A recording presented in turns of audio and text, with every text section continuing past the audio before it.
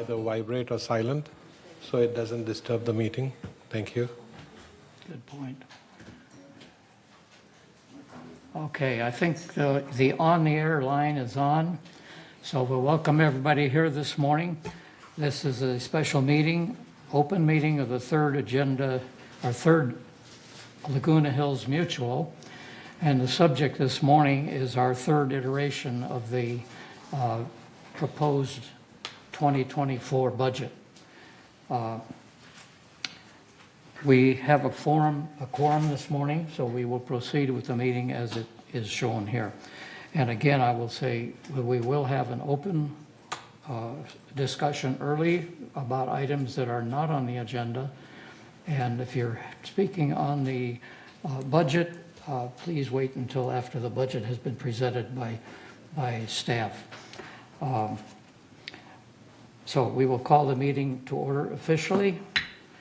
And I've already stated the purpose of the meeting. And we will proceed with, any other remarks. I think I just made them. So there's nothing else that I really want to say at this point. I'm glad to see so many people here, so many people interested in what's going on in the community. That's really great. So we appreciate your being here. Other than that, I have no remarks, so we will proceed with the, let's see, we have to approve the agenda first. May I have an approval of the agenda? Okay. And any objection? Okay. Chair remarks have already been through. I've discussed the forum. By the way, I've often wondered why they have this paragraph in here that tells you how to get on if you're already on the Zoom meeting. So the easy way to get on it from your computer anytime that any of you want to stay home and get on is to go to the website and then just follow through meetings and Third Mutual and follow the directions as you go through that. There's also a phone number. People who are listening online and want to either call in may do so, requesting to speak either by telephone or by Zoom. And the meeting, have to go by email, I guess, to meeting@vms.org in order to request to speak, or call a phone number 669-900-6833. Okay, we will proceed. Do we have any open forum comments this time from members? Do we have any open forum for not on the agenda? Anybody wishing to speak not on the budget? No. Nobody here. Okay, we will move on. And we don't have to respond to those then. So we will turn it over to, I guess Jose is going to present the budget at this point. I would remind you, this is the third iteration of this budget. It starts out, the first iteration is sort of a wish list by staff and everybody. Then it goes through a second iteration, and now this is the third. This is not final yet, so you will have opportunity to make inputs as soon as Jose is done. Mr. Campos. Thank you for the opportunity to go over the budget today. We do have some agendas being passed out. Sorry, some copies of the slides that we're going to be going are being passed out here, as we made a couple of extra copies here. But here on this next slide here, if I can begin, just as Chair Engdahl was talking about, here is a calendar of all of the meetings that we've had so far. As a community, we've had a grand total of about 20 budget meetings. And this is a process that begins very early. So we began this process back in March, and in March is when we got together and we shared what's inside the current budget. So the idea was to give everyone a full understanding of what service levels were being provided. The idea was to make sure that we have that base and that foundation. And again, we start back in March, then we do a series of internal reviews. Siobhan will talk to us about exactly what went on during those in just a minute, but wanted to give you an idea that once we gathered everything together, we came before the boards and you and went program by program inside of our maintenance and construction departments, as well as landscape, so you knew what was in there. And as Ralph was alluding to, this is a very iterative process. We went back and forth a lot on them. Even this version has some changes from the previous version, so we'll talk about some of those today. In version 2 is the first time we came before you and presented you with a total per man or per month cost, and today is the third iteration of this budget, and that is by name only. I can assure you there's been countless iterations. We've been going back and forth with the boards and in different finance meetings and in all meetings really talking about the budget. So this is something that's been going on for a while. But ultimately our goal is to be able to present something to the boards in September, and at that September meeting we'll be asking for you to adopt the 2024 budget. And this is all in anticipation of us being able to getting out your assessment disclosures and those kinds of things that are required to be given to you by November. So a long process, but it's something that we take seriously because we know that budgeting is very important as it has a direct correlation to how much you're being assessed. So that is kind of the game plan for us today. But as we are going through and taking a look at the budgets, there are a couple of items that we really don't have a lot of influence over. There's a lot of external forces that are affecting your budget. So for example, inflation. As we know, inflation has been all over the news. That's something that's been very difficult for everyone, not only our village, but inflation has been running rampant, and the budget has not yet caught up with that. So the inflation factor is going to be very prevalent, as you'll see in the budgets as we go through them. Also, utilities. Utilities are something, the rates for utilities have continued to increase, especially as we've been moving towards water conservation, and as we've been doing a couple of things with electricity. SCE and El Toro Water District have been continuing to pass along those increases at a pretty profound rate. So we'll be talking about each of those individually, but I wanted to make you aware that the utility rates are pretty significant, as well as trash, which we'll be talking about in a minute. Property insurance, this is a huge factor for Third, as your statement of values has been reassessed. The insurance industry as a whole has been devastated, really, and they're reflecting that in their premiums as they're going forth. So again, we'll talk about all of these things, and not the least of which is the union and non-union wage adjustments. As I'm sure seen, as you've gone out into the different communities, hiring is difficult, and everyone is doing what they can in order to attract and retain talent, and we're no different, and in order for us to be able to compete, we've had to make some union and non-union wage adjustments for the coming year. So those are some of the factors that are influencing our budgets, but those are the things that we can't control. However, there are several things that we can control, and to talk a little bit about that, we do have our CEO, Siobhan Foster, here to talk about that. Thank you, Jose. Honorable Vice President, members of the board, the budget development process is a comprehensive, iterative process. We started in January with the VMS strategic plan update. This is when the VMS board and representatives from Third, United, and GRF met and affirmed 3-year goals. Those goals include maintaining financial stability and longevity of the village, working in cooperation with the boards, and facilitating operational excellence and sustainability. The participants in the strategic plan then set 6-month strategic objectives. Those included evaluating departments' vacant positions and identifying reductions in full-time employees to be included in the 2024 proposed budgets, and completing a top-down review of staffing levels to streamline operations and reflect those results in the proposed 2024 budgets. Between February and April, department heads reviewed actual and budgeted staffing levels for the period of 2018 to 2022 with executive management and determined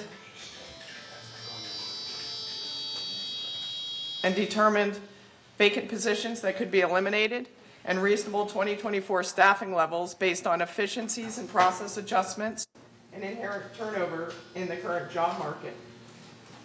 Then in April, Then in April, department directors inputted their line item budgets. In May, executive management reviewed. Subsequently, executive management conducted departmental budget reviews. And in June, the initial version of the budget was published as a starting point. In these steps, the executive team reduced the proposed budget by more than $6 million. In July, version 2 of the budget and capital plan were presented to the boards. On screen is the 5-year funded staffing trend. You will see funding for 695.75 positions is included in the proposed budget. This is a reduction of more than 15 positions from the current year. We feel this is a reasonable staffing level based on the efficiencies and process adjustments that have been implemented by our departments and the inherent turnover in the current job market. So we took that very strategic look at our staffing levels, and that's where we started the proposed budget. And with that, I'll turn it back over to Jose. Thank you. So what does that mean for us? On this next slide here, you'll be able to see this is your third basic assessment history. So you see the last 5 years on here. We are proposing for 2024 a total increase of $27.98, which represents a 5% increase when compared to the current year. That is a third portion of the assessment, but of course you're also members of GRF. So when we consider both GRF and third together, you're looking at a $35.38 increase, or 4.5% compared to the 2023 plan. So what we're going to do is we're going to be going through each of those line items and letting you know what's involved in each of those line items. This is the general roadmap for what we'll be talking about today. So we'll be keep coming back to this. We'll call this our business plan here. So you'll see that we're going to be talking about the first two lines there, revenue and expense. These are both operating. So net operating, you're going to see a total decrease of $14.13. And again, we'll be talking about each of those individual line items that make up these, but just wanted to give you a general roadmap. As far as operating is concerned, we're looking at a decrease of $14. We'll talk about some of the reasons why. You're looking at also at reserve contributions of $21.37, and this is based on a contracted reserve study that we've conducted. So again, we'll share those details with you in just a few minutes. We're looking at an increase in the restricted contributions, and these are going to be your disaster and contingency funds. And this is a savings account, if you will, money that a third has ready to go should any emergencies arise. And that's what leads to the total assessment increase of $27.98. On Monday, we were able to show GRF their third iteration of their budget, and their increase is looking like a $7.40 increase. 5 of that has to do with the amount of operating surplus that's available. In previous years, they had more operating surplus available. There is surplus available, but not as much as there was before. So that led to a $5 increase. Grand total, again, is going to be $35.38. Additionally, third has a couple of units that have surcharges. I'm talking specifically about elevator and garden villa rec room. And so you'll see that those with an elevator, their monthly assessment's actually going to decrease slightly by 69 cents, and that's due to less emergency repair needed on elevators. We're trending downward in that area, so happy to see a reduction there. And the folks with the garden villa, that's going to increase by 25 cents, and that is based off of the Garden Villa Ad Hoc Committee. I don't remember the name of it, but basically the committee that governs Garden Villa has let us know that they have plans going forward. Sorry, just making sure that we have audio. You'll take care of that? Moving on. So let's get into the specifics of this. One more slide, please. Let's go into the specifics. We'll be talking about net operating first. We'll be beginning again with revenue. I want to show you a pie chart as far as what's included in this revenue, and this orange section here, we call it fees and charges for services. This specifically has to do with chargeable services, and as you can see, almost the entirety of your revenue, 78% of it, is governed by this chargeable services. So we'll go through each of these, but I wanted to give you some scope as far as what's in here. So let's take a look at each of those individually here on the next slide. So again, fees and charges to residents. This is going to be your chargeable services.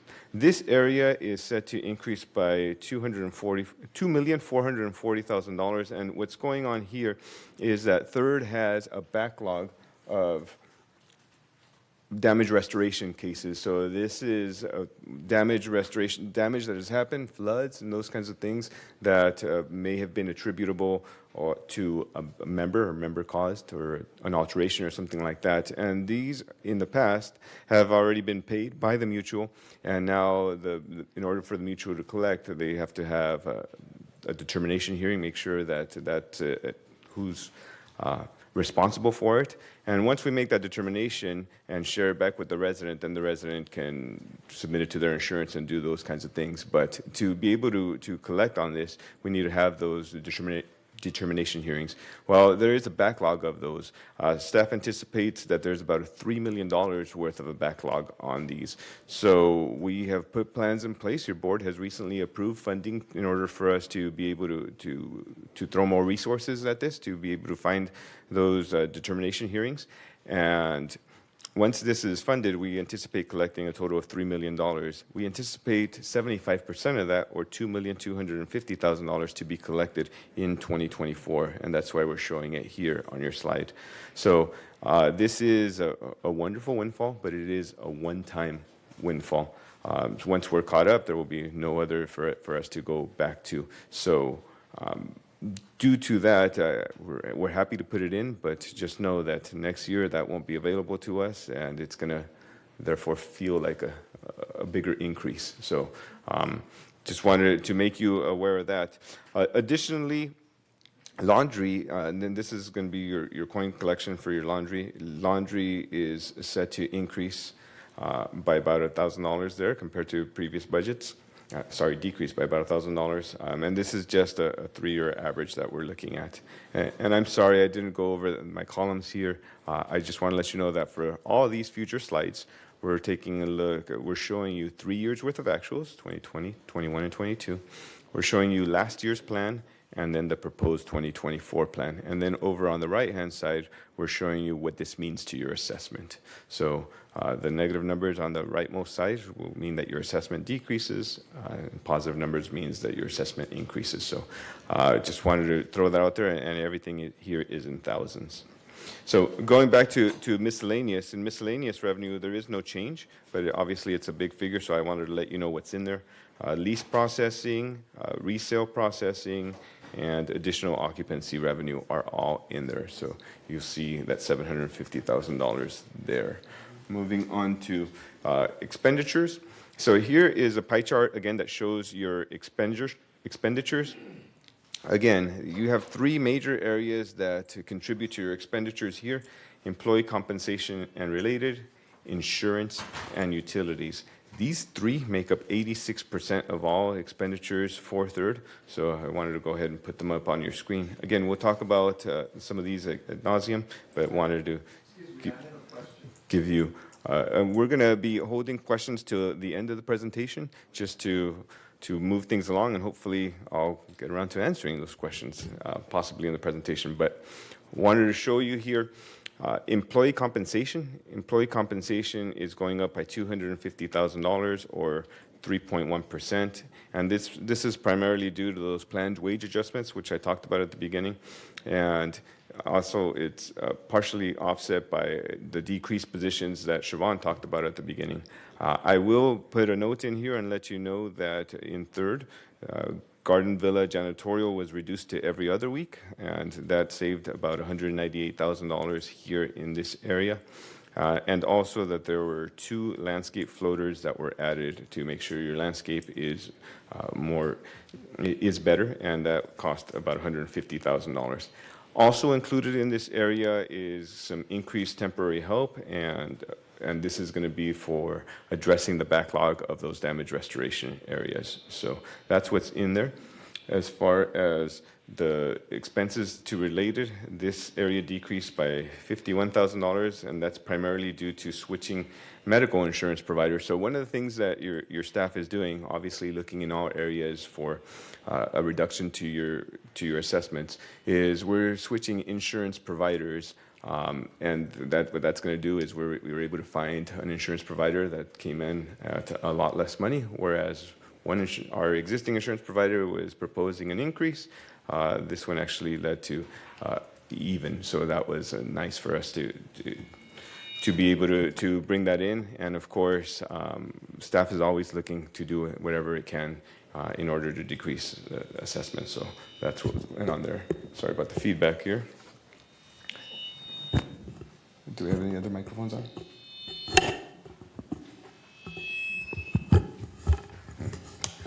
Sorry. That's what it is. I don't know. Here we go. Sorry. Materials and supplies has increased by $100,000, and this is primarily due to inflation. I think a lot of you were in the meeting when Kurt was talking about all the different irrigation materials, but basically anything that's petroleum-based has really had double-digit increases. So just in general, all up and down all of our departments, we've seen an increase in materials and supplies. So that's catching up there. You see the 2022 actuals were $833,000. We believe that we can rein it in a little bit for 2024 at $827,000, which still represents a $100,000 increase year over year. As far as utilities are concerned, again, for all of our utilities, what we've done is we've gone into our records and seeing what kind of usage we have, so how many kilowatt hours, how many gallons of water, how much frequency our trash is being picked up, and we looked at the rates. We've also taken a look at the California Public Utilities Commission to see what they have to say or what their projections are. And these are what we've come up with. So, for example, electricity has increased by $55,000 based on the current consumption and projected rate increases. And Southern California Edison has just published their rates for next year, and they are anticipating an increase of 7%. So that's what you're looking at there. Sewer has increased by $165,000, again, based on what is currently being used.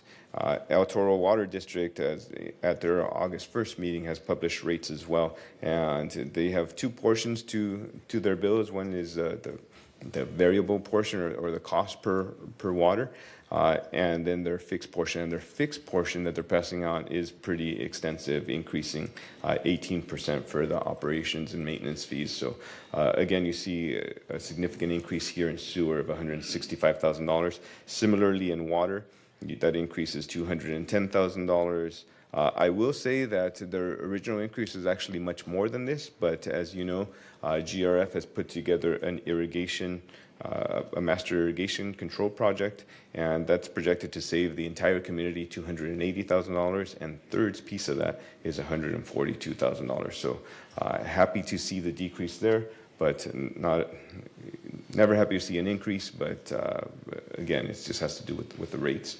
And trash is another very important portion. And what happened for trash is right now we're currently under a franchise agreement. That means that the contract is between the trash provider and the city, and we don't really get a choice as far as what provider we can use. They've come in, and the deal that we had with the previous provider was very low in comparison. As they went out to bid, they weren't able to find anyone nearly at that price. So the provider that we do have has, instead of hitting us with a full sticker shock of what the rates actually were, they made a multi-year deal. And in that deal for 2024, third was projected to increase 41% and up to a 5% CPI factor on top of that. The result is gruesome, as you can see on your screen here, $370,000. Again, we don't have a lot of choice as far as what provider we use. One more. Can you turn it down a little, maybe? Thank you. On the next slide here, on slide 19, you see legal fees. Legal fees are projected to decrease by $93,000, and that is more in line with some of the recent trends. So we see a decrease there, so that is a good thing. Professional fees have increased by $19,000 due to adding $25,000 for external assessment of Garden Villa garage water seepage. So that was one of the items that was added during the last version of the budget.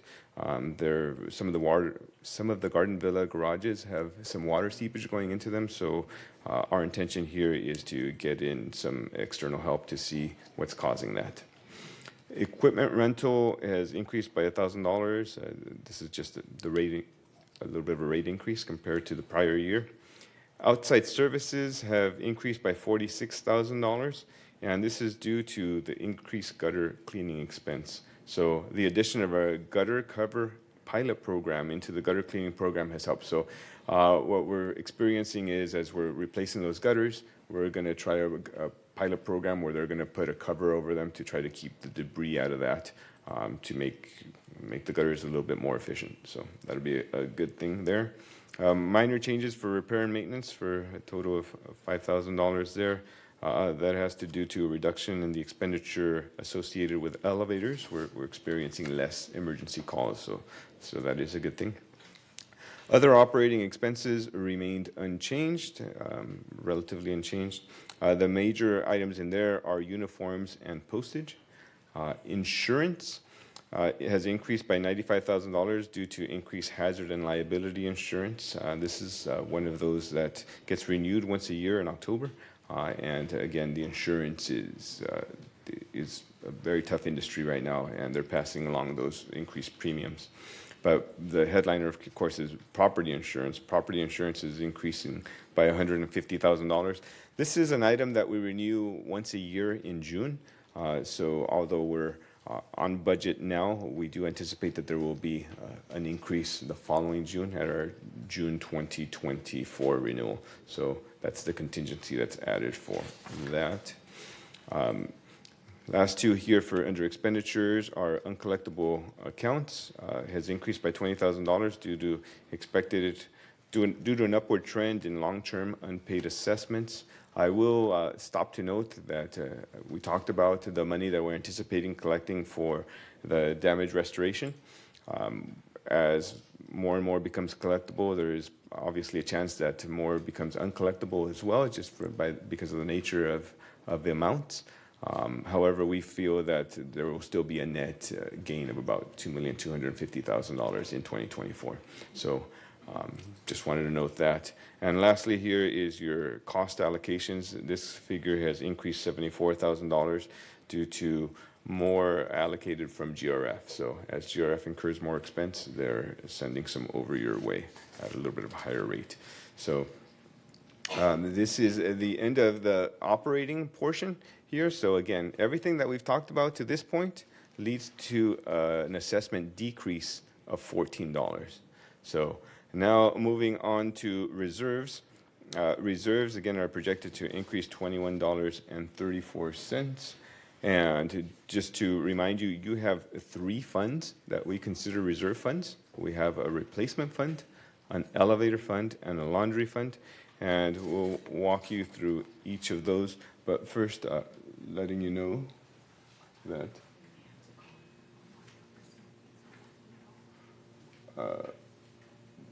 do we have letters and participants?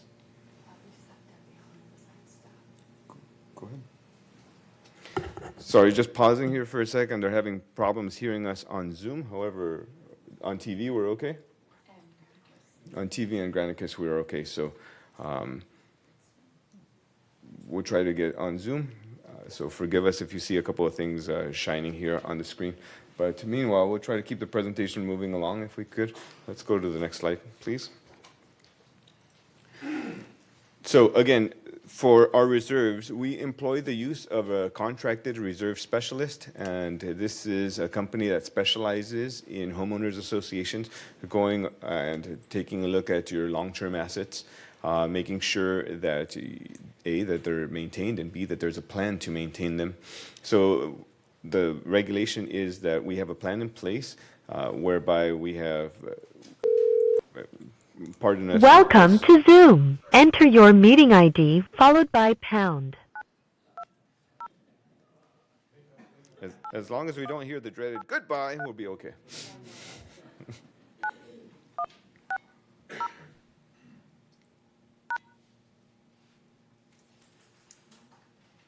Enter your participant ID followed by pound. Other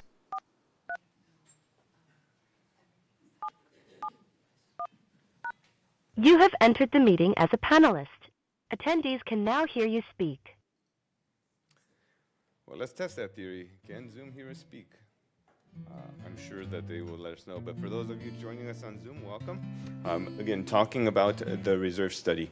So we have hired a reserve specialist to come on board and to come on site to take a look at your assets. They come at least once every 3 years, and then they use specific software in order to do some projections. That being said, they've gone through and taken a look at everything and have projected that we're currently stand at 34.6% funding. And what that means is that we have that much money ready to go in the case of anything going. And I would ask, is that good? Is that bad? What it is? So down on the bottom, here's a little industry chart that is often used. And we say that anyone who's less than 30% funding stands in high risk of a special assessment. Between 30 and 70 is medium risk. Over 70 is low risk.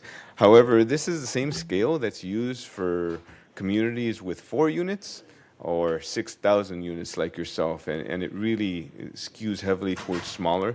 So we're quite happy with 34%. That means that we do have $25 million ready and available for you in your reserves.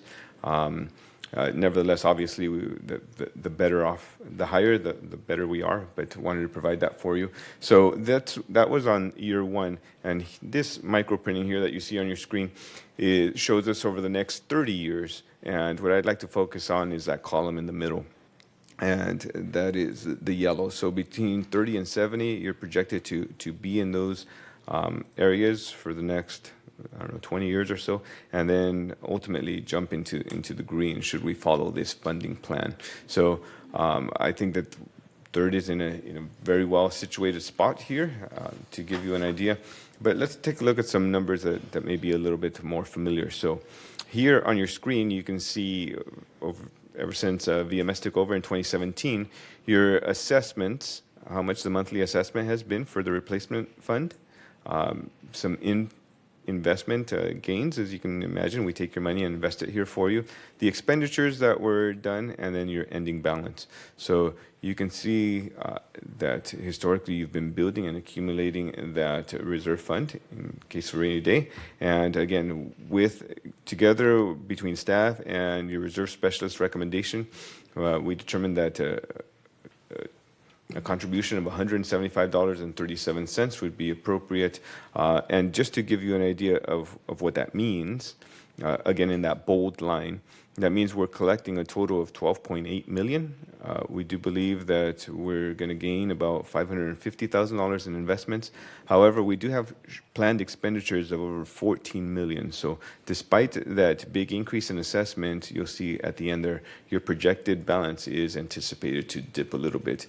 That's okay, because again, this is part of a 30-year plan, but wanted to make you aware that even at this rate, it should dip a little bit based on some of those expenditures.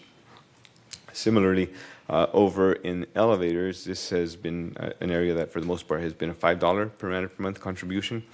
We are collecting a total of $366,000. We're only planning to expend $125,000. But elevators are one of those lumpy type expenditures, meaning once an actual cab for an elevator goes down, then you're looking at several $100,000. So we do have some contingencies in here for buttons and different things that need to be replaced. But again, we need to keep those reserves relatively high should should the entire device need to be replaced. So again, that's what you see there for a $5 contribution. And lastly, is going to be this laundry, lastly for reserves I should say, is going to be this laundry replacement contribution, and that is $2 per manor per month. Again, we're collecting a total of about $146,000 there in bold, planning to expend 168, so you'll see a slight dip in the ending balance. We think that that's going to be okay for the next several years at $2. Maybe in a few years that may go up by $1, but to just give you again a projection on that. And just for, just so you know, I wanted to share, each of these programs have been discussed in detail. However, there were a couple of changes from the last time we met until today. So I wanted to list them here on your screen. The Garden Villa Rec Room. This is the Garden Villa Rec Room window replacement of $60,000. For version 2, we inadvertently put that in operating. In version 3, we're correcting that and moving it over to reserves. So you saw a decrease in operating and an increase in reserves of $60,000. For exterior walls, this is where we're putting the Shepherd's Crook that needs to be funded for $54,000 to allow for the completion of all of the remaining 450 feet along Santa Maria. So version 2 had 300 feet, and there would have only been 150 to go, so we got direction to put it all in there, increase of $54,000. We also have waste line remediation and water line remediation at $500,000 each, and this was based off of a direction that was given by the board. These are areas that the more we invest in, and these are all infrastructure items, of course, the more we invest in, the more leaks that we can hopefully avoid and more problems later. So we took a look and saw that with your existing staffing, we'd be able to manage some more outside consultants. So these are both outside services that come in and do this work. We're anticipating going from $1 million to $1.5 million for waistline, and from $500,000 to $1 million in waterline. Again, using your existing staffing to manage that outside service contract. So just to give you, and I won't go through each of these, but just to give you an idea of other items that are funded from reserves, here are your lists of different programs that are funded from reserves and the increase, decrease compared to 2023 and 24.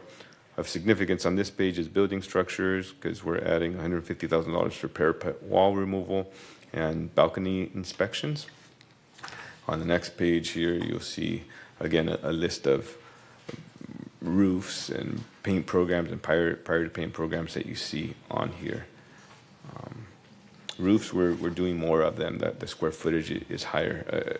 Again, we've had several hours worth of meetings on these items. So I don't mean to be glossing over them. It's just that there were no changes from the last time that we met, with the exception of the 3 that I talked about.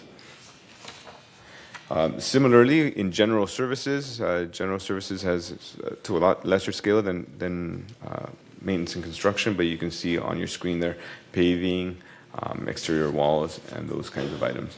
And lastly, landscape. Landscape does their trees out of reserves. I will say this is a big deal here, this landscape modernization.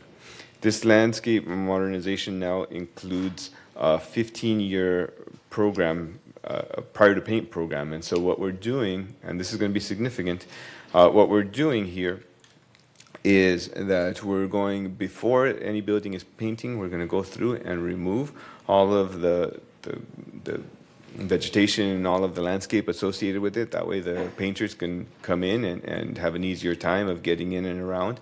They'll be able to do everything that they do. And then once they leave, we'll go through and re-landscape everything. And that's a slight deviation to what was done before, whereas we were trying to cover everything, it was taking more time. At the end of the day, a lot of the foliage and a lot of the landscape was damaged anyway, that had to come in and be redone. So this is a more efficient way. However, again, this is going to be a fairly substantial program, $1.75 million for 2024 alone. So this is one of the reasons that your reserve needed to increase, is that we added this particular program. Now, the upside to this is that we believe as this program goes on, we're going to gain a lot more efficiencies. We're going to ultimately be able to do buildings faster and ultimately reduce some of the labor associated with that. So we have, again, that's going to be quite a significant change there. Moving on to the last of the third business plan is the restricted contributions. And this, again, is going to be our contingency funds. In third, we have two. We have a disaster fund and an unappropriated expenditures fund. So we'll talk about each of those. Again, we'll show you this little chart that shows your history on the next 5-year projection. And for the disaster fund, you can see that the balances on this one, starting in 2017, 18, and 19, were $8 and $9 million. That's where we were. We wanted to make sure to have sufficient funds available should any disaster strike. As we moved forward, you saw that the contribution dropped fairly consistently there, and you saw that ending balances also start to drop. So in 2024, the effort is to go ahead and use, again, some of this one-time money that we talked about from damage restoration to start funding the disaster fund and bring it back up to those 2021 figures. So the recommendation here is a $25 per man per month increase. And again, you see on your screen that what that does to your ending balance, start building it back up to what was done before. Similarly, on the unappropriated expenditures fund, this is a fund that, again, we were funding at $11 in 2017 and 18. It went down to $8 for a few years, and then over the last couple of years, we have stopped contributing to this fund. So this is in an effort to get back to those items. Again, the unappropriated expenditures fund is a contingency fund that's used for significant expenditures not otherwise identified in the business plan. So as we know, mayhem happens, and this is our hedge against that. Some of the items that are budgeted to be paid out of these funds involve moisture intrusion, as you can see here on your screen. A total of about $1 million is what we're projecting on that. And also, on the other side of that is fire risk management, and this is cutting down of the trees along the wilderness area towards the west side of Third there. $180,000 for that risk fire management. So we also have Garden Villa Rec Room has a fund, and as I'm sure many of you are aware, it has about $111,000 in it currently. The contribution is projected to be $6.50, thereby covering that. So we want to maintain that $100,000, a little bit over, fund in there. So that is the last of that. Again, GRF, we talked about Monday, they had their meeting, and they came at a $7.40 increase. So that is really all of it as far as your third business plan. Again, the total assessment is $816.31, or an increase of 35 cents. And again, this is what includes your maintenance and construction, your utilities, water, sewer, trash. It includes your reserves, it includes broadband, it includes your transportation. So quite a bit that you get, of course, for living here. So with that, we'll turn it back over to the chair and be happy to answer any questions that you may have. Can you turn on your mic, please? I can't hear you. I'm sorry. Can you turn your mic on? I'm sorry, the mic is on, but I didn't put my face over it. So, okay, do we have any questions on budget? Anybody have questions? Do you want to take the boards first, or do you want to take audience? Well, let's do the board. Is there any questions from the board members that are here? SK? Yeah, I do have a question, page 29.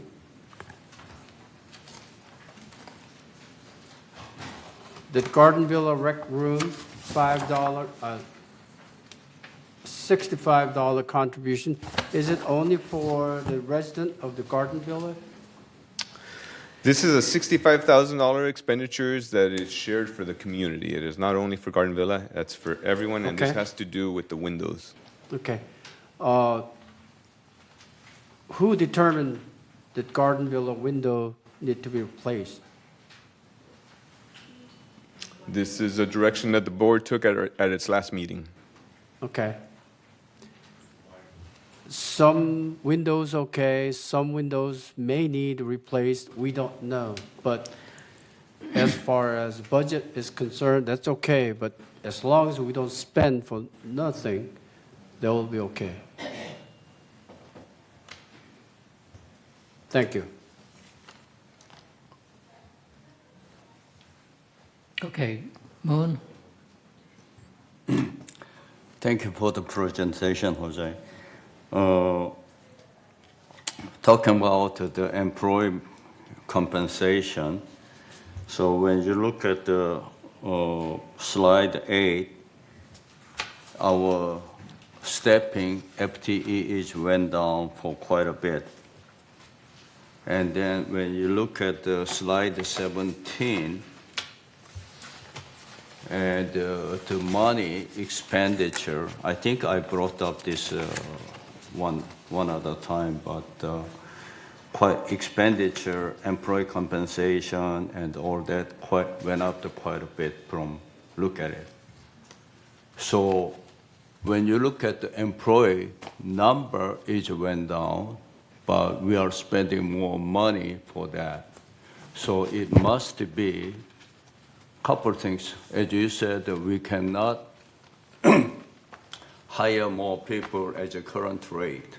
So that's what our number is down. But the expenditure is going up. So they are getting paid a little bit better than before.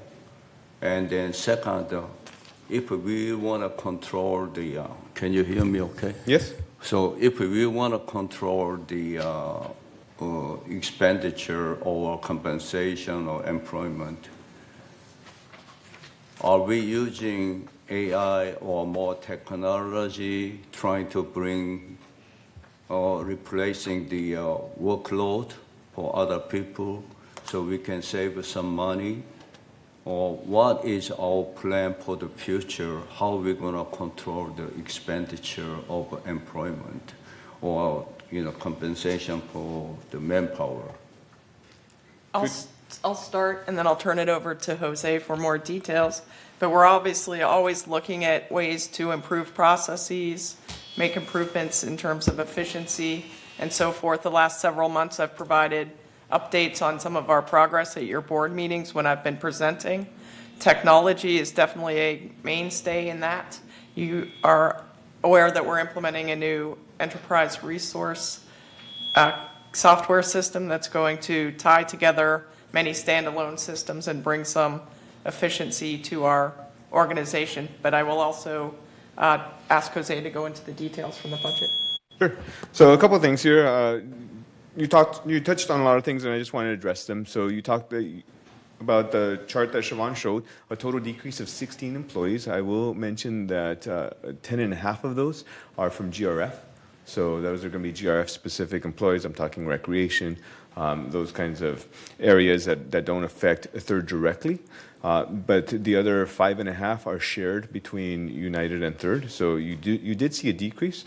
Overall, this line is increasing by 3.1%. So that's less than planned wage adjustments. But I will say also that this particular line has increased temporary help. Again, this is temporary help that the board is approving in order to be able to collect on the damage restoration backlog that we're looking at. So that is about a 2% increase of that. So 2% of that is this one-time item that we have.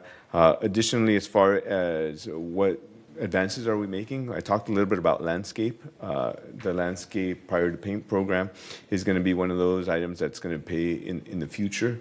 As we streamline that process, we believe that you'll be able to get away with less staffing to do things like painting.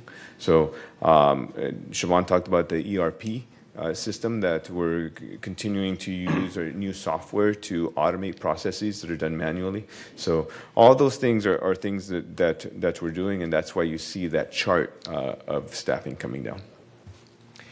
If I can add to that just briefly, I would also point out that when you're looking on screen at 2020, 21, and 22, those are all actuals. And what that means is during those years, we had numerous positions that we were unable to fill, and as a result, those expenses are down below in outside services.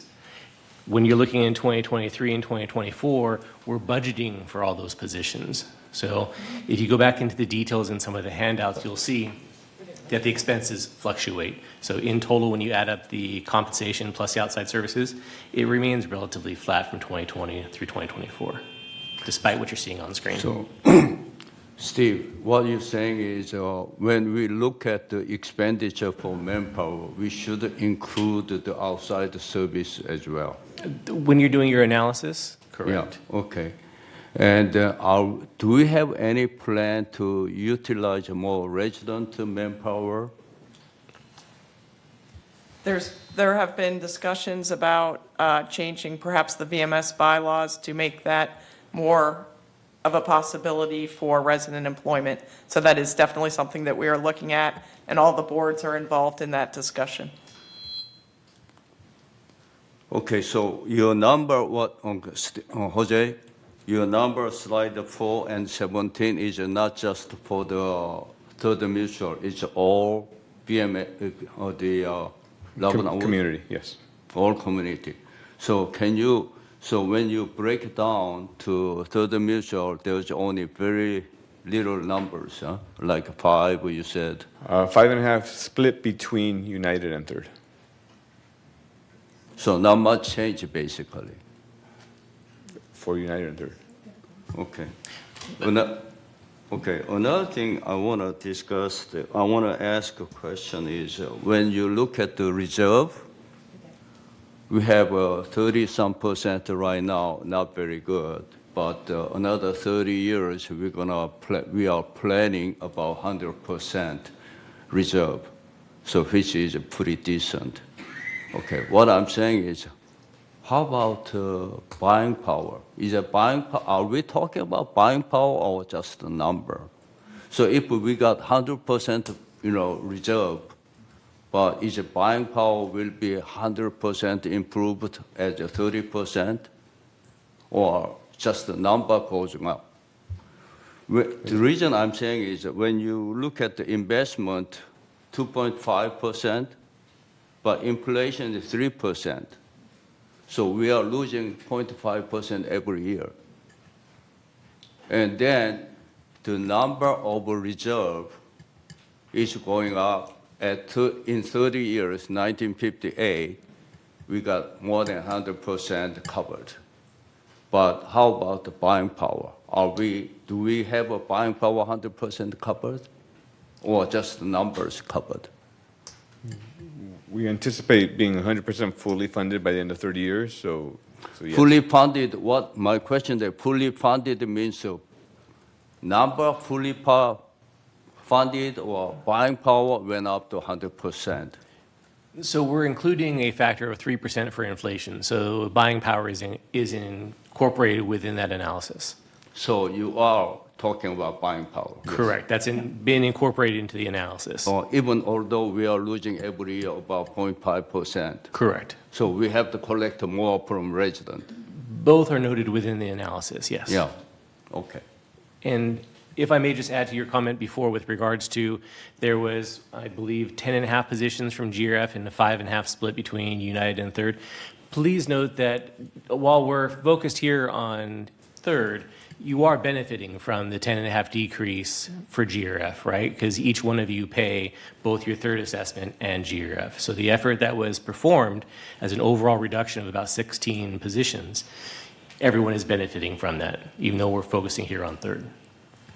So when I look at myself, I'm the one, I sent out the email about 2050 plan long time ago.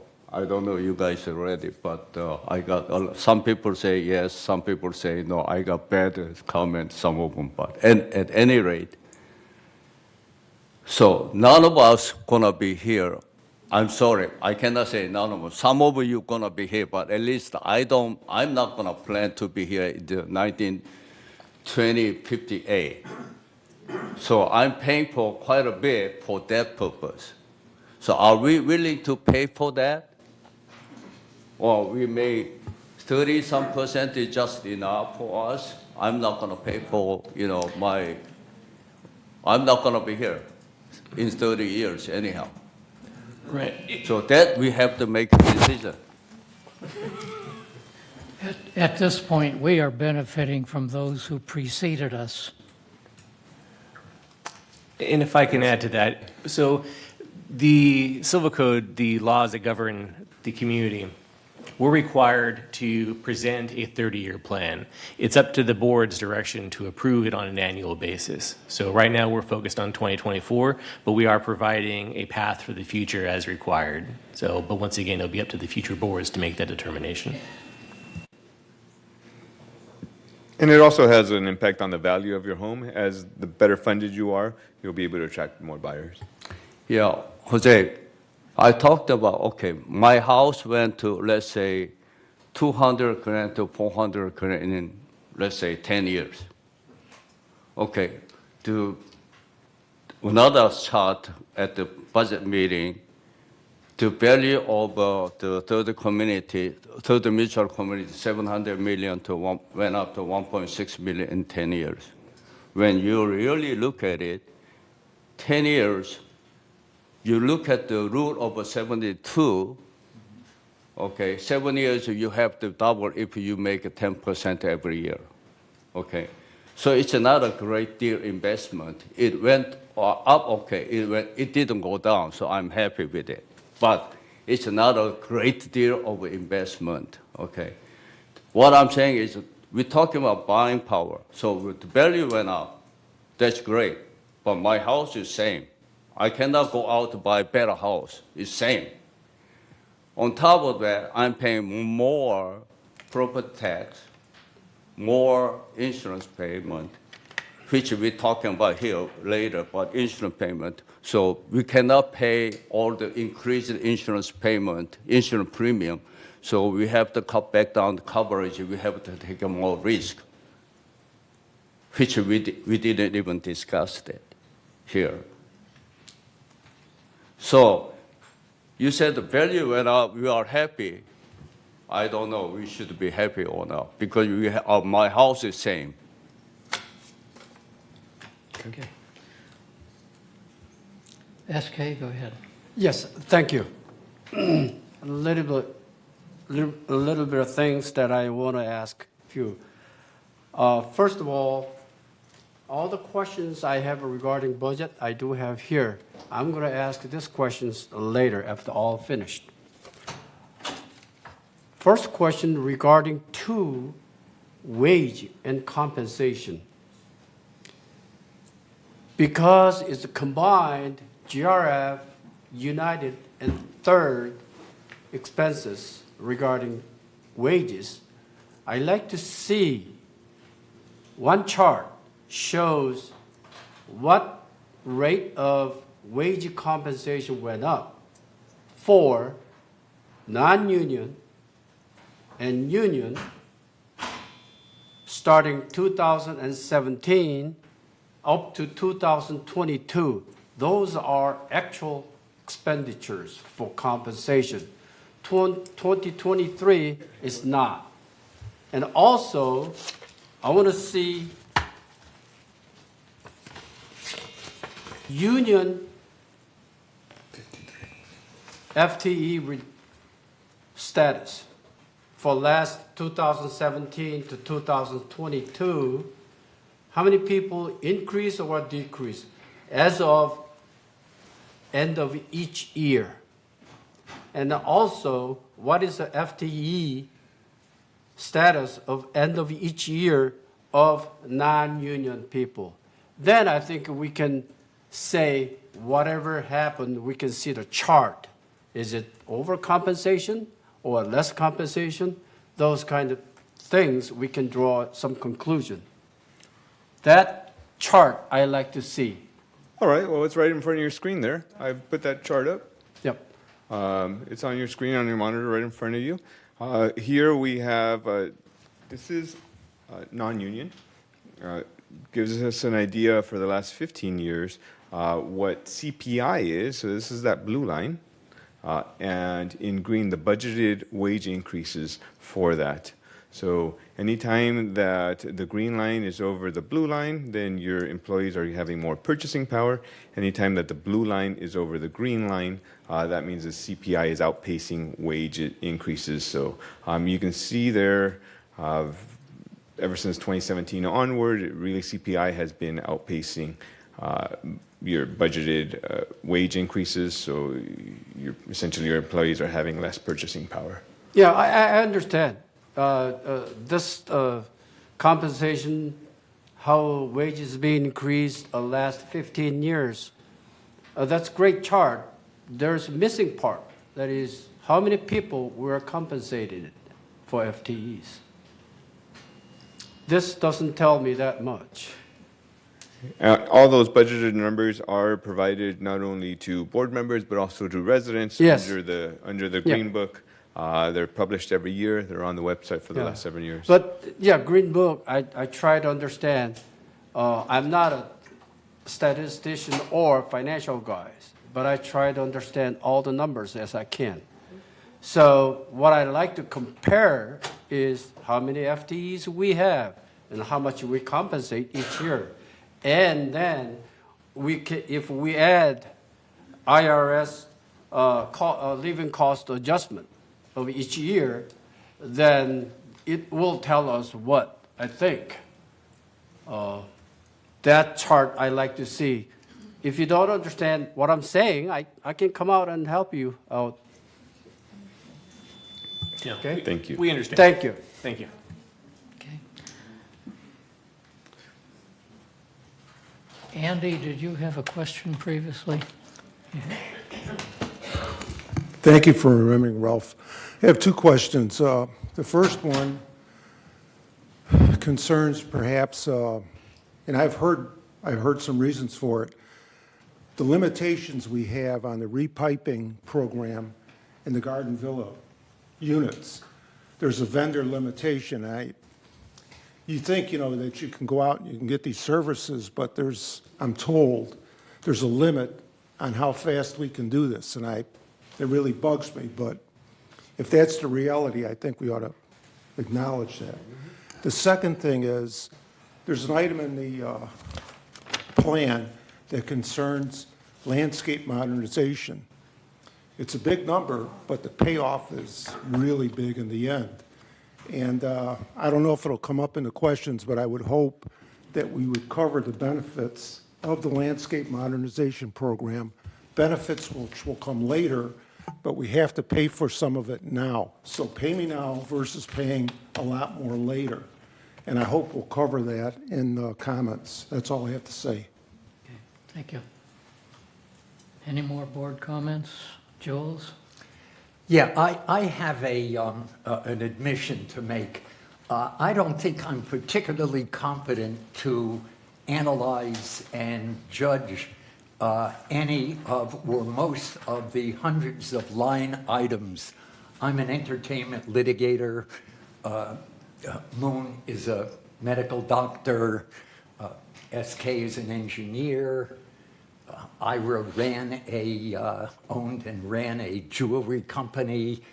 Cush was in hotel and restaurant management. So for the most part, we're really required as fiduciaries to rely on the best information we can get. So for the most part, I'm going to defer, at least on the line items, to almost everything that's said here. What I'm going to recommend, but there are, we have 6,102 owners, of whom an awful lot are active or retired professionals.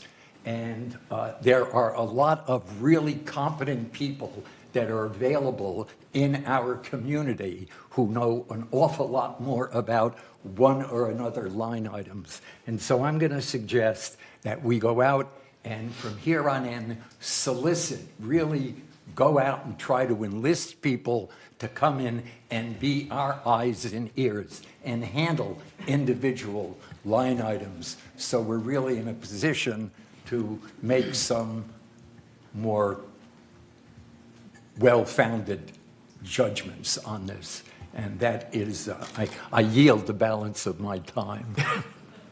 Thank you, Jules. Ira, go ahead. Well, since Andy asked, I will mention a few of the things that Jose didn't mention with regards to the landscape modernization program. It also includes 10% of the total turf that we have to be removed around each building, simply because in order to comply with the OCFA guidelines, we need to move the bushes away from the building a bit, and that also prevents the slab degradation due to the moisture, reduction in termite habitat, reduction in damage of the stucco, reduction in damage of the wood that's around there. And the 10% reduction in the turf keeps the planter box areas around the buildings roughly the same or slightly larger to enhance the appearance. Not quite everything would come out as far as plant pulling out. It may come out, but a lot of things that can be put back in. So they would be dug up, held on the side, and put back in when everything is done, along with newer water-wise plantings that will require, as Andy has been mentioned here, less people to maintain. Over the life of the program, it's estimated to be about 10 less people needed to maintain all the vegetation that would be put back in. There's also be a reduction in water usage because around the buildings, in order to keep things green or colorful, we do need water, but we'll be able to reduce it with the use of a drip system rather than a spray system. This will also help with regards to liability of overspray on walkways, so you don't have any slip and falls, and just general degradation of the buildings due to overspray. We'll be using less water, period, because of that. So as far as the exacting plans, they're still being written up, but that's the general gist of what's going on. There'll probably be other savings there will be other savings, not probably, in other departments, as was mentioned here, for repairs and repainting and so on. There'll be less of that, and it'll be done quicker, which means less labor costs, less people needed. So there should be some FTE savings down the line with regards to maintenance and construction as well, which has not yet been figured in. So that's the overall answer to that. In other words, by removing the shrubbery from the walls of the buildings, it simplifies the preparation for painting. Is that right? Well, not just simplify it makes it quicker, makes repairs faster. Also, if the building eventually has to be tented, there won't be any damage to the landscape with that. It'll be quicker to set up with a tent around it, since there's going to be some space between the bushes and the building itself. We're not talking about 10 feet. We're talking about just a couple of feet. And there still will be tall bushes in the back, lower bushes in the front to give the similar looks that we have now, just with different bushes that require less maintenance and less water and more appropriate for our ever-changing climate, hopefully. Okay, any other board members? Moon? Thank you for Ira, your leadership in that. We're saving a lot of money, and hopefully everybody enjoy the beautiful sceneries. Yeah. Second one, I'm to adding the Jules' point. So we hire a lot of consultant, and so we got the 34% of a reserve fund. We hired some numbers. As Jules said, we have so many talent in this community. Most of our residents was very leaders of many other places, and we have to tap their talent. And so maybe we should, each time, or if we haven't done it, each time we have to use their resource, their manpower, and their talent, and then set up some kind of advisory, resident advisory groups in many different areas. I strongly recommend it. Thank you. Thank you. Do we have any more board member comments? Okay, at this time. Oh, SK, Mr. Engel? I'm sorry. I Raise do your hand have up these higher. questions. Should I go ahead, ask a question now, or should I do it later? Depends on how much you're, I'd say how much, how it's involved you are. about- You can go ahead and ask it now if you wish. Okay, I will do that. Jose, I have all the copies of V1, is a version 1, version 2, and version 3. I went through all those numbers and some interesting things that I found. First, line item 3, that is general services. 1.530940 was a V1. V2 was 1.356151. There was a reduction of 174,789. Is because we reduced from 4 times a month to 2 months, twice a month, every week or every other week. That's the reason it went down 174,789. And then V3, the last version, shows 1.369255, which is increase of $13,104. May I ask why? Okay. We moved gutter cleaning from M&C to Okay. to general services. Okay. But regardless, for the general service employee, we paying no, never mind. Line item 6, landscape, V1 increase 160, V1 to V2. I'm not going to number all numbers, but V1 to V2 increase is $160,138. That is for 2 FTE, right? Yes, I think. That, I'm happy to answer your questions. I just want to make sure that we provide the right value here. well, I'm just going reading from off version- from the V1, V2, V3 that you provide us, and I'm just reading off the numbers. Sure. And the But going reason- version to version, I don't know how much value we're getting out. I think that we really want to compare it to last year or moving forward, but No, I just saying V1, V2, V3 of this year budget. It has an increase of $160,138. That's for 2 FTE. FTE means full-time employee. yes. Okay. To general service, 160,000 for 2 people. That's, to me, a little too much, but that's my opinion. Line item number 9, MNC. V1 was 1.896,389. V2 was 3.875662. That is 1.979. That is a collection of backlog MNC chargeable services. Am I correct? Correct. Okay. But it's not come up to be 2.25, as we claim. But V3 went up 4.151494. V3 is current budget that you provided a couple days ago.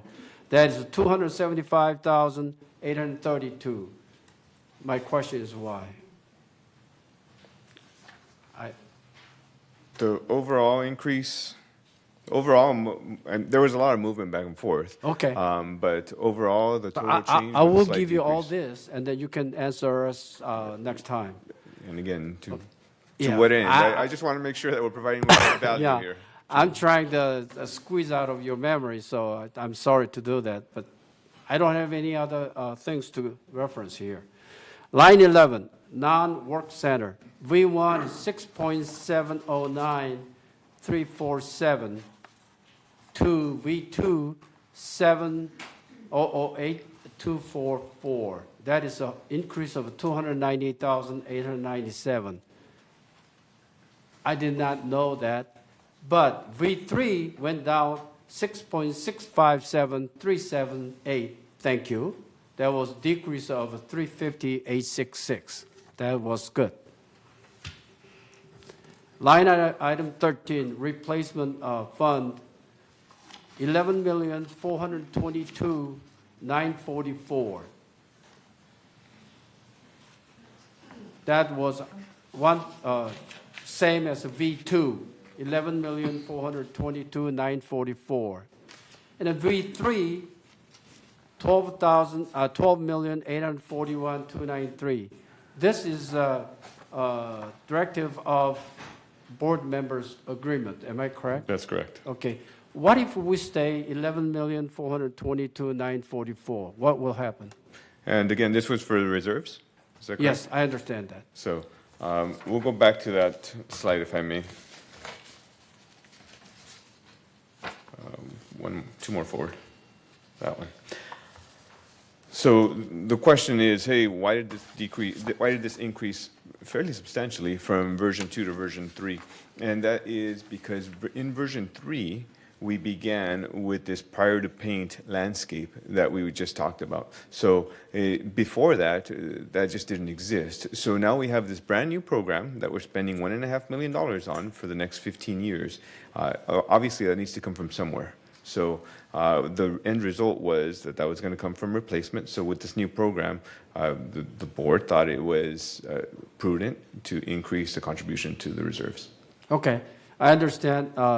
If we stay V2, which is about last month budget, is 156 per manor per month. If we stay there, we'll save about, what, $20? Close to it? Yeah, about So $1.5 million. Mm-hmm. Yeah, so that's what I was thinking. What if we stay Then your from V3 to V2? Then your reserve fund would decrease by $1.5 million.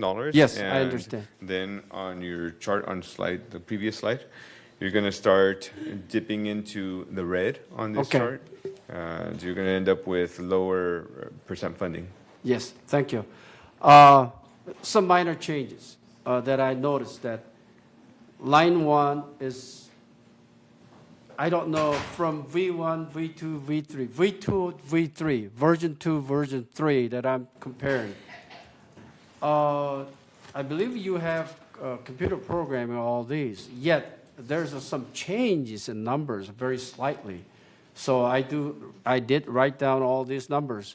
So I'm wondering why, although it's a computer programming, it's been changed. Sure. For So the same question time. is, why are there slight changes between iterations? Because we're continuously looking at your budget. We're continuously looking to see where we can change. Did we miss anything? I'll give you a couple of examples that are on here that you may notice. We have been recently running a program asking residents to opt out of mailouts, meaning instead of mailing that big old thick packet to your home, we ask you to receive it electronically, and we got some pretty good traction on that. So to that end, we were actually able to reduce your budget. Okay. We were able to reduce it in a couple of different locations, outside services for printing all this mail out, and also the postage. So we're continuously looking at that, and that gets reduced, and then that gets allocated across a couple of different departments. So you'll see it on a couple of different lines. We also were taking a look at our, if you want to get down to the nitty gritty, our FUI and SUI contributions. We saw that it was overstated in a couple of different areas, so we reduced that. So a lot of the changes that you're talking about are decreases that we're looking at continuously. They're pretty minor, so we're not bringing them up individually. But yes, these are absolutely iterations and drafts of the budget. So that's why I'm a little hesitant to compare version to version. It just doesn't add a lot of value. Let's talk big picture, because overall you saw reductions. Okay. So my final is, since it's on the TV screen, if we stay from V3 to V2 on reserve fund, we are on the green or yellow. It's not really disaster kind of status. So we can lower the HOA fee. Even $1 is $1 lower. So that's what I'm thinking. Thank you. And again, the rebuttal to that would be, right now would be the time to take advantage of your one-time windfall of your moisture intrusion events backlog, and use that to buff up these reserves, because anything that you don't do now is going to be even more difficult to fund later, as some of your counterparts have found. Yeah, I understand. Even it's windfall, that's their money, not our money. It's their money. If I can save 1 penny, I would love to do that. That's their money we're spending. Thank you. That windfall that you speak of was money that was already spent. That's correct. So it's not really a windfall, it's a recoup. Thank you. Right. Thank you. You're right.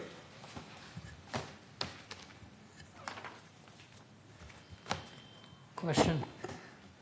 No, it's not a question. It's really a comment. I had mentioned, and Moon underscored it.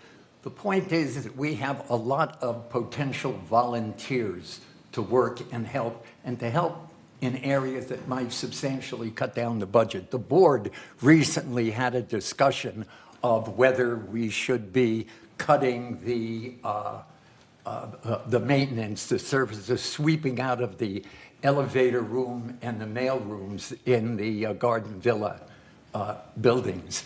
And I had suggested that perhaps that is an area in which people could actually volunteer. What are there? A couple of dozen.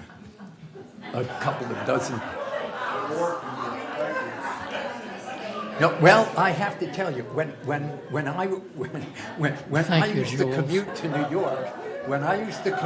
New York, I would run a 10K from Maplewood to Newark, and invariably, I would go by a lot of houses, and there were all these little old ladies who were sweeping out there, and we have a big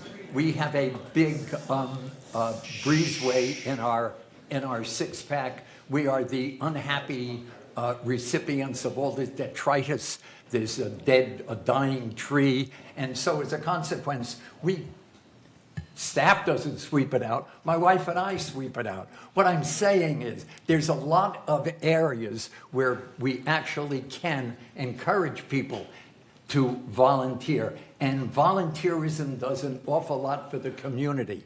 It is much more social. UCI did a study which suggested that the reason that people in Laguna Woods live so much longer is because of our social life. Volunteerism is the perfect example of that. So what I'm suggesting is Jules, that we do. Thank you, Jules. Well, I'm glad. I'm glad I could have gotten the discussion started. Thank you, Jules. It basically is saying if you see trash, pick it up and throw it away. Okay, are there any other board comments? Ralph, one question. So if I may, so Andy, you made a request with regards to pipe restoration services, and I think it was a comment as opposed to a question, but we've asked Manuel Gomez to come down if you wanted to ask a question pertaining to that subject. The concern was, I believe, the cost of the services, whether or not we have, there's only a couple of vendors who are able to complete those services. Oh, Yeah, that was in relation, because what I've heard is in relation to the pipelining and the copper pipe remediation, that there are some real world limits to what we can do. Personally, I wish we can get it done as soon as, whatever, but there are some limits.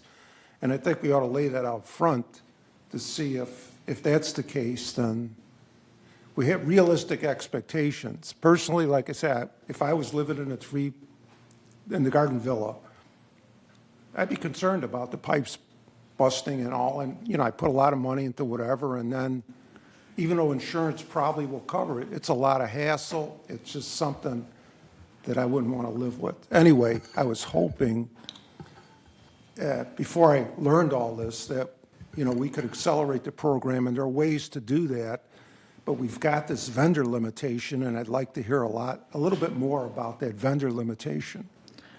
And I think they would too. I think you said Manuel's going to come down and explain that. But I think basically not every plumber is able to reline pipes. So there's a few people, few companies that know that procedure, have the equipment, and can do it, but they have other business too. So it's a matter of availability on that point. Yeah, I get it. That a specialist, somebody that specializes in that will give you the best price because economies of scale. Yeah. And this particular, for a larger plumbing outfit or pipe outfit, this might be a small part of their business, and therefore, if you want to get the work done, you're going to pay more. As a board, we have an obligation to balance need versus cost. We just can't go and throw money at something. We want to do it where we get value. And this is a problem right now. We have a problem.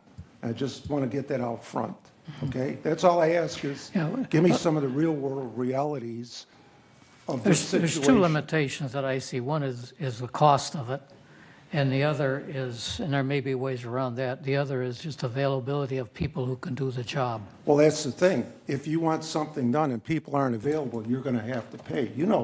We all face that. If you want somebody really good, you're going to pay because they're in demand. That's a real-world reality, and we're trying to balance that.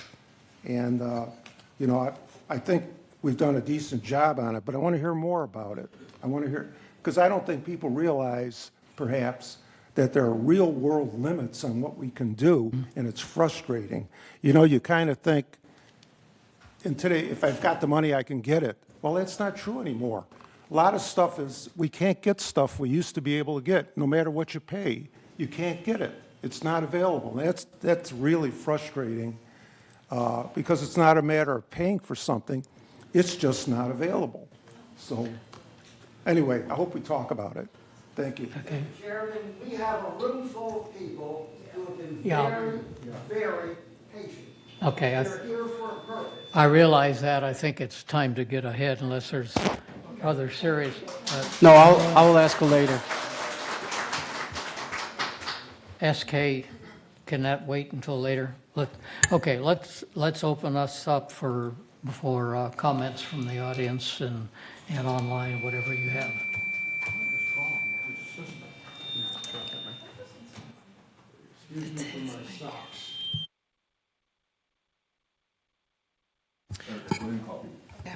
Okay, so My apologies, sir. We're going to go ahead and draw from the cards that we have. And you might be the first one, but that's okay. So cards are available to your left at the podium right over here. But Eric will be pulling people from the audience. Thank you.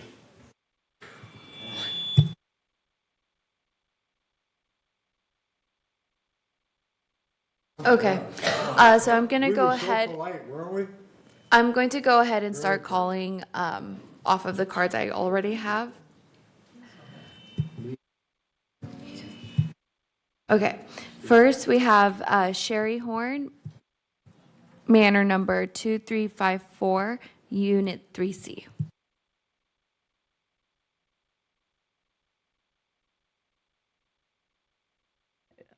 Sherry Horn, 2354.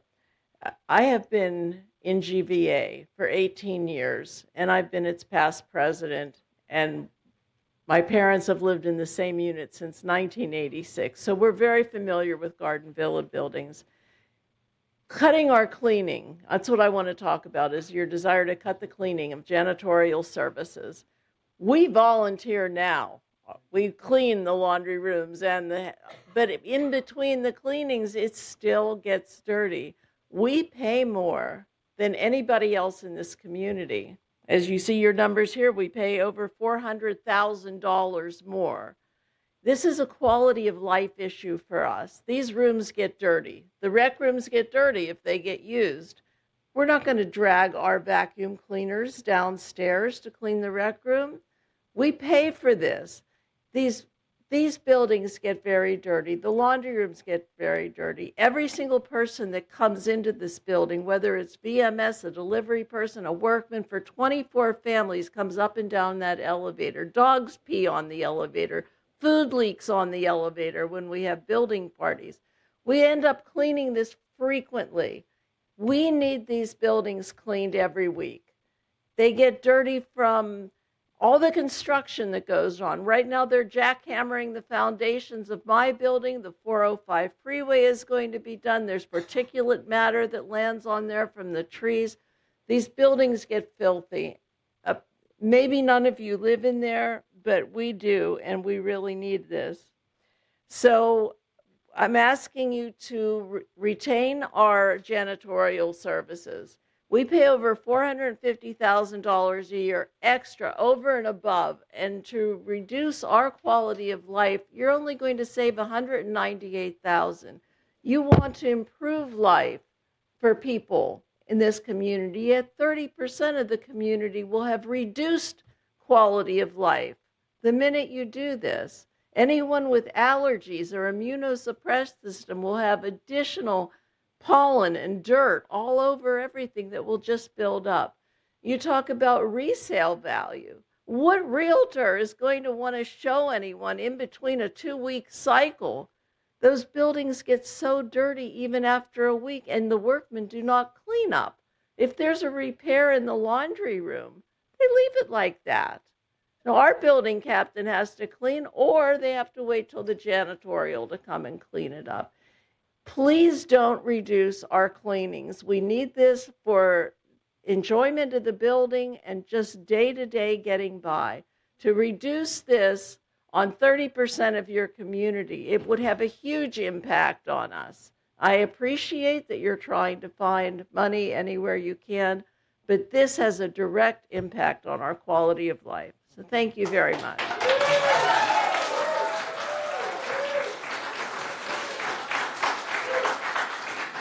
Ralph? I want to make one comment that I should have made before we got into this phase.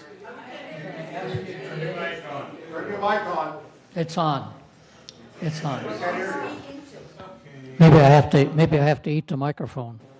Can you hear me now? Yes. Okay. What we need to do is limit the time for anybody's talk to 3 minutes, which is kind of a standard anyway. And no giving of your time to somebody else. You can't do that. And we're going to try to hold this whole open session to about 30 minutes. We don't want to be really hard and fast in the 3 minutes, but we're going to try to hold that. If you can give us some kind of a warning after 3 minutes, can you do that? Okay. That would help, and then we can move this thing along faster, okay? Thank you for your comments. Ralph, I just want to say, I really thought that was an extremely convincing argument, and I have completely reconsidered my thoughts about that because,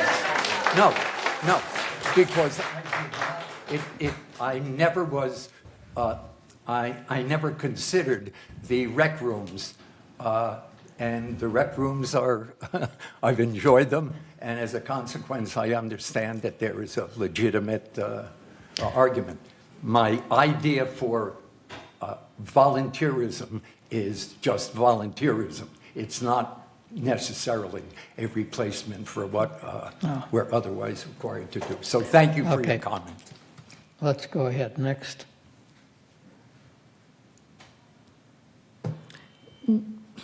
Next, we have Mr. John Looney, manor number 3735, Unit 2C. Sorry if can you go ahead and say your manor? Yeah, John Loney. Got one out. Am I to understand that even though some of the buildings don't have rec rooms, we're still paying for others who do have rec rooms? The way you presented it was that we all in one pot. So, yeah, there is a surcharge for buildings with garden villas, and that's specifically for the rec rooms. All right. But it's But those of us without rec rooms don't pay that. That's correct. Thank you. All of us have lost about 25% of our income on fixed income salaries. You're aware of that. I want to know whether we hear salaries, we hear income for the workers, the maintenance people. Are they on salary? Do we pay for their retirement funds? What do we do with all this massive, I mean, they're great workers. But what do we do with them? Do we pay their pensions? We're not going to go have back and forth between audience members and this, but the quick answer is yes. Yes, we do. I don't want that anymore. I want to cut down to $600 a month association fee. Okay? I want everybody on contracts. I want to cut the workforce down by 50%. I want street sweepers once a month, building sweepers once a month, grass cutters and blowers twice a month. We have to figure out ways to get us down to $600 a month association fee, because we've all lost 25% due to massive federal spending and the war on fossil fuels. Thank you.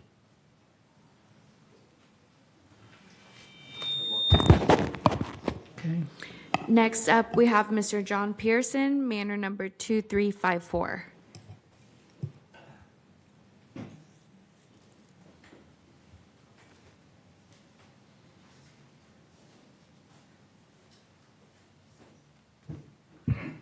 Good morning. Representing Building 2354, I wanted to defer most of my time to Sherry Horn. She is a great leader, has been for a long time in this community. I'm relatively new in the community and the new building captain pro tem in training. I was asked by our community to share with you, we strongly disagree with the removal of our cleaning or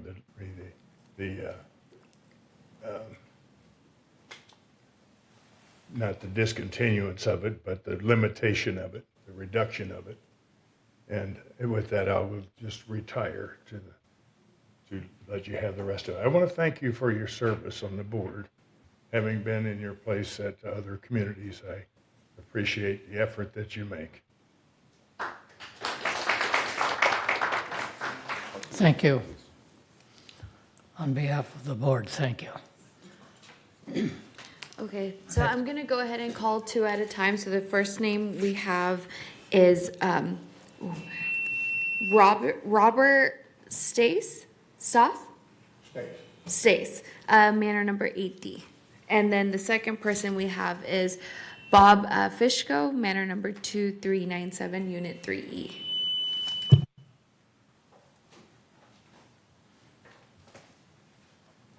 Thank you, Board. Appreciate the time. It's ridiculous to cut back the cleaning. The walkways, the dirt, it can't be done. You need to continue once a week. It's just unfeasible. You know, it's the cobwebs on the railing. People spill coming to and from their manor to the laundry room, to the trash. They spill on the walkway. They're filthy in a week. You cannot do this. You've got to stop it. It's just not. You need to cut somewhere? Cut the number of times you street sweep. They do a terrible job to begin with. The guy drives too fast. He does a lousy job when he shows up. Frequently, they don't even show up. They just don't come.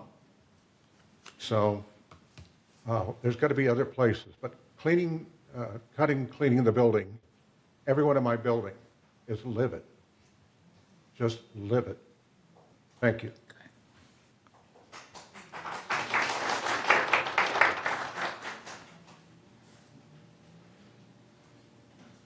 Bob Fishko, 2397, Unit 3E. To talk about the cleaning and the aesthetics, I think we can all agree on. But what hasn't been said is I was a college administrator for for many years. And every time we had a budget crisis, we had a vice president of finance, then we got a new president who decided, let's cut back on cleaning and maintenance. And they did.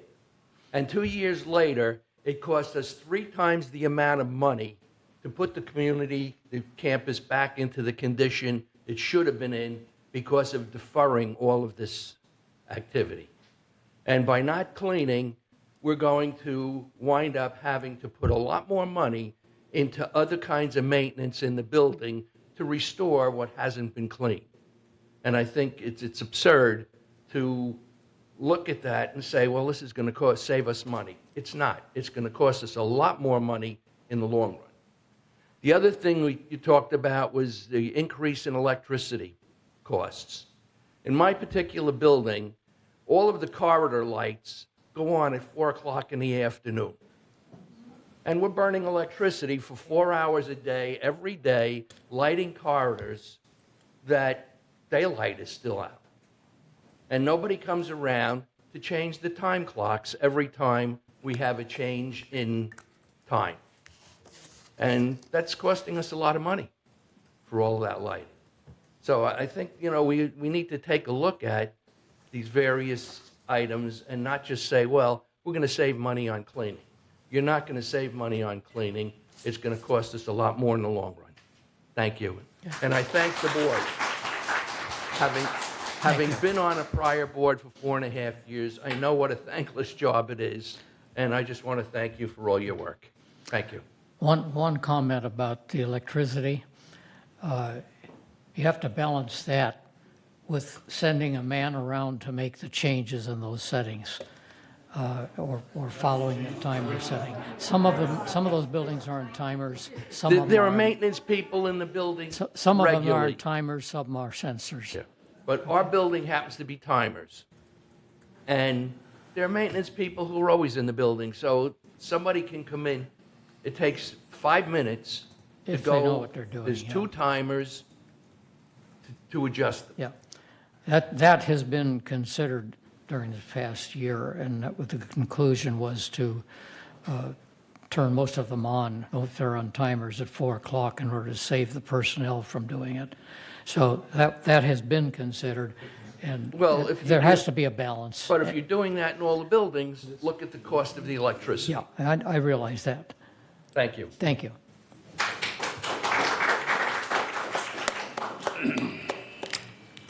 Next, we have Mr. Alfred Wong and manor number 3421, Unit 1A. And second, we'll have Lorna, and sorry if I mispronounce it, Suong. Just a moment. Manor number 55103C. One second. Ralph, are we responding to each individual after they speak, or are we going to wait till they all finish and then respond to them? We probably should wait until they're afterwards, because a lot of these are repeat. I understand. About That's the why I cleaning. wanted to ask you that question. Yeah. Okay. There's a couple of I did comment on the one, but yeah, maybe we should try to save them till afterwards. Most of these so far have been against the cutting and cleaning, so now go ahead. Okay, thank you, Board, and thank you for all your services. I just echo, I live in 3421 1A, the 3-story building, and I just want to echo all the previous speakers that it's a perception. Think about it. For next year, our fee will be going to increase by $35. On one hand, our service cutting down, no cleaning. I mean, think about it when you have a perception things, right? Costs going up every year, and then our service cut down, and also the quality of life, because I don't know how many of you live in the 3-story. I just moved in about a couple of months ago, and I see a lot of debris, a lot of dirty things in the laundry room or in the red room. So, I mean, on one hand, I see next year $35 increase of fee, and then one hand, our service cutting down. Just one observation. And the other observation I see in the budget is the landscaping or modernization. We're going to spend $1.9 million for that one. And when I look at the budget, the landscaping for next year is going to be an 8% increase. And I realize that the modernization will be coming down later year, right? But do we see any benefit in the coming year for spending that much money, and also the landscaping fee increase by 8%? Thank you. Thank you.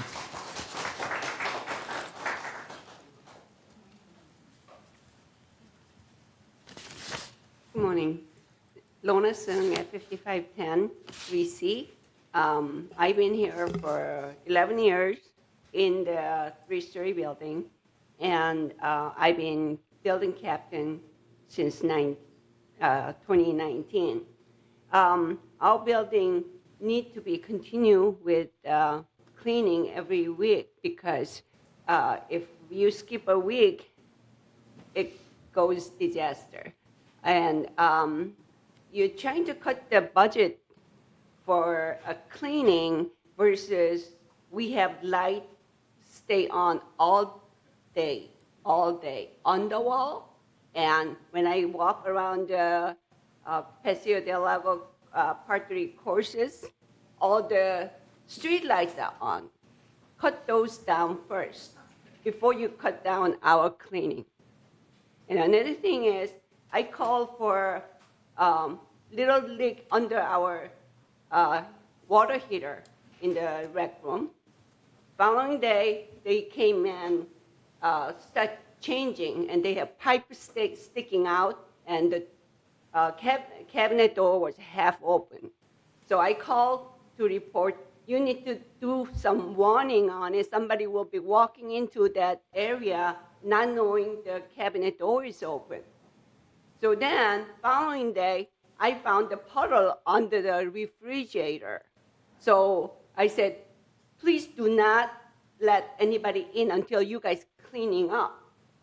Guess what I did following day? Instead of mopping those waters under the refrigerator, they turned the fan on 2 days straight. Think about the electricity on that, 2 days of electricity. It was simple mopping. It was water standing was from changing the heater. They just need to mop that water instead of turning the fan on 48 hours straight. Thank you. Thank you. What is your manor number, madam? Ma'am, What is your manor number, meaning the building number? 5510. Thank you.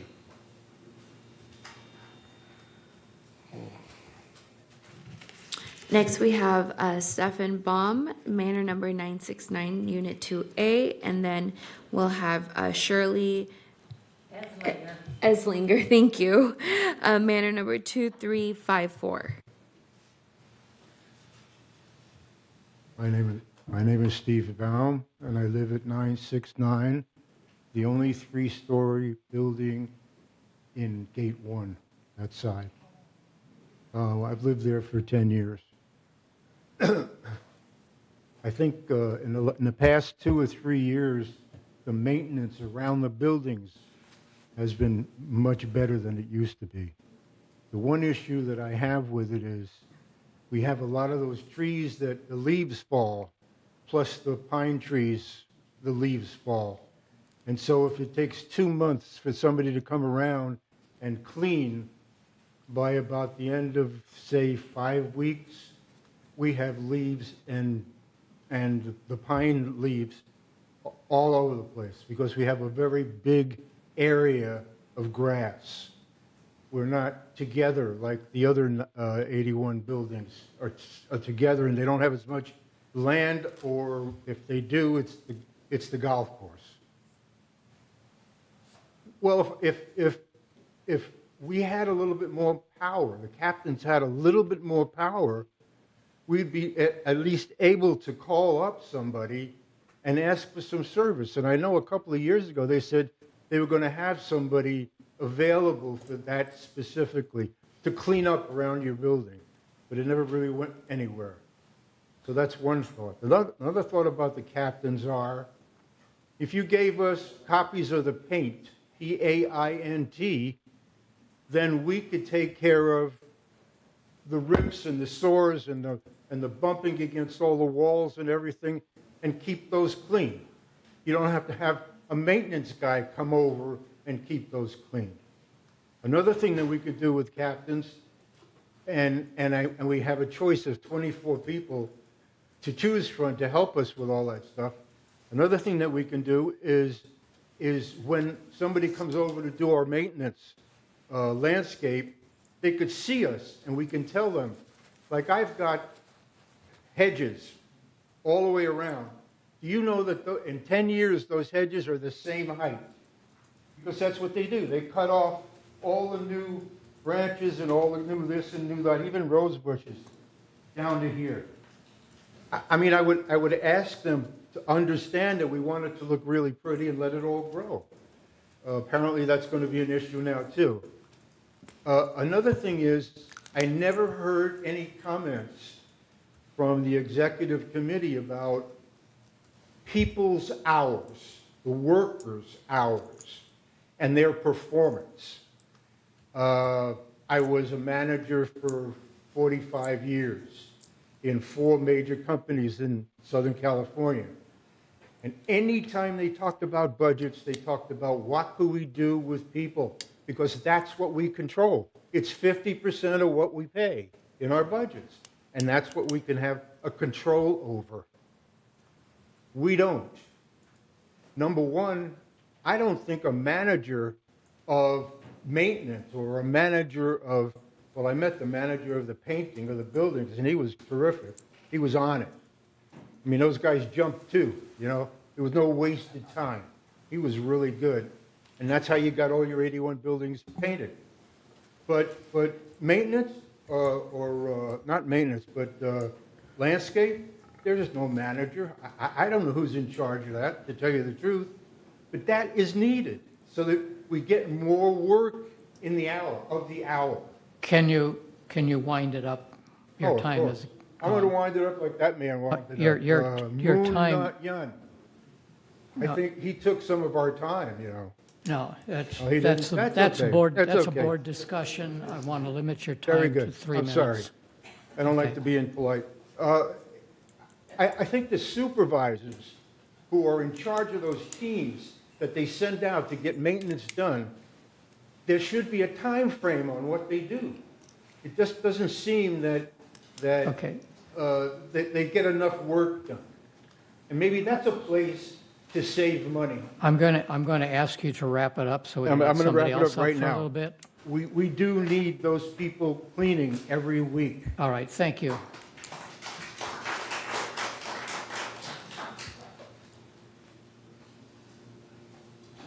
Shirley Eslinger, 2354. I'm in Unit 3F. I am the building captain emeritus. So I've had 4 years of being building captain, and I've heard many of these things before. But I've come from a different thought pattern. I too oppose having our cleaning cut. I talk to the woman almost every week when she comes to clean, and I'm out there visiting with her as I watch her clean. You would be amazed as to what she sweeps up, dusts up, wipes off, that is there from 1 week, and you want us to go every 2 weeks.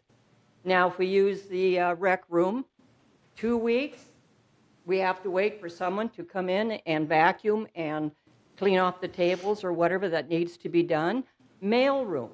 Who do you think empties the waste baskets on Thursday for trash pickup? I do, because she doesn't come till Monday. So you want me to continue to do this for Mondays and Thursdays in between? No. And if I think the time or the mindset for a lot of people is we pay a lot in HOA dues, we shouldn't have to do this. I bet you've heard that many times, many, many times. So I'm coming from the point of view, I resigned in December after 4 years because I felt that I was an unpaid employee of Laguna Woods. I have a work ethic. My boss loved me. I retired at 80, and he loved me and didn't want me to do it because I have a work ethic, and I managed bringing in the plumbers and the repairman for our office building, which he owned. So it was a good deal. But then I come from South Dakota where work ethics are really up there. So I oppose taking away our cleaning each week. Okay? Thank you. And the last two we have here, first up, we'll have Joanne Allen, Manor number 3335, Unit 2F, and then Mr. Stuart Hack, Manor number 2393, Unit 3D.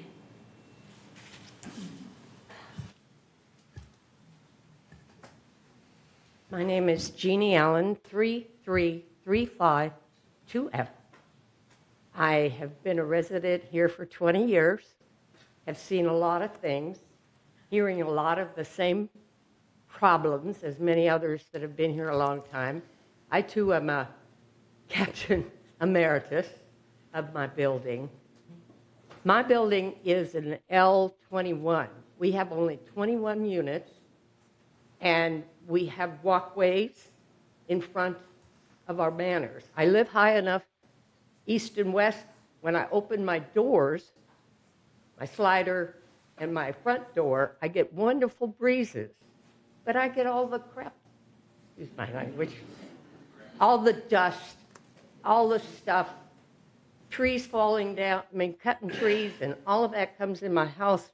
I'm allergic to pine. I live with pine. I deal with it, but it just keeps coming in my house. So I have to clean my house every day. I'm disabled. It's a little hard. I have to pay somebody once a week to come clean all that dust out of my house. I also have a lot of allergies, so it's not healthy for me to live here. And I hope that I'll be able to live here for the rest of my life, because that's what I wanted when I moved here. But HOAs go up like they've been going up. They've tripled since I started here. They were around $315. So please consider us your seniors. You're serving us. All of you are serving us. And you're our employees, and we need respect and help. Thank you. Thank you. How many more speakers do we have? One more? All right, go ahead. I'm Stuart Hack, 2393 3D. I'm president of the Gardenville Association. You have a lot of people here because you have the Gardenville Association. We represent the people who live in three-story buildings. And this is, for me, deja vu. This is not the first time we've been down this road of asking you, please, please, keep our buildings clean. The reason why the Gardenville Association exists is because we need a voice. This goes all the way back to when the association started many years ago, when the money that we paid into our rec rooms was used for other purposes by Third Board. And Third Board thought they were entitled to do that. Without a voice, that's when we got our voice. That's when we realized that a lot of people just don't understand what goes on in third-story buildings. So we are not like every other building. In the Garden Villa buildings, you have 24 units. You have no other building like that in this, in Third Mutual. Nothing like it. You've got 24 units. You've got roughly 40 people walking in and walking out. You've got a mail room that almost everybody walks through in order to get to the elevator to go up to their units after they've parked their car. You have laundry rooms on every floor. They get dirty. They get used. That's what they're there for. They're used by everybody in our buildings. You've got the rec rooms downstairs that have bathrooms that need to be cleaned, carpets that need to be cleaned. On the first floor, first living floor, you've got recessed areas that are covered with green carpeting that collect every kind of matter of dust and dirt that's available in our community. They need to be cleaned. You can't compare our buildings to any other buildings in your Third Mutual environment. We need our cleaning to be done for us. Please. And I thank you all. You know, I see you all almost every week. And you do a great job. So we're just trying to do our best to inform you and ask you to help us, please. Thank you. Thank you.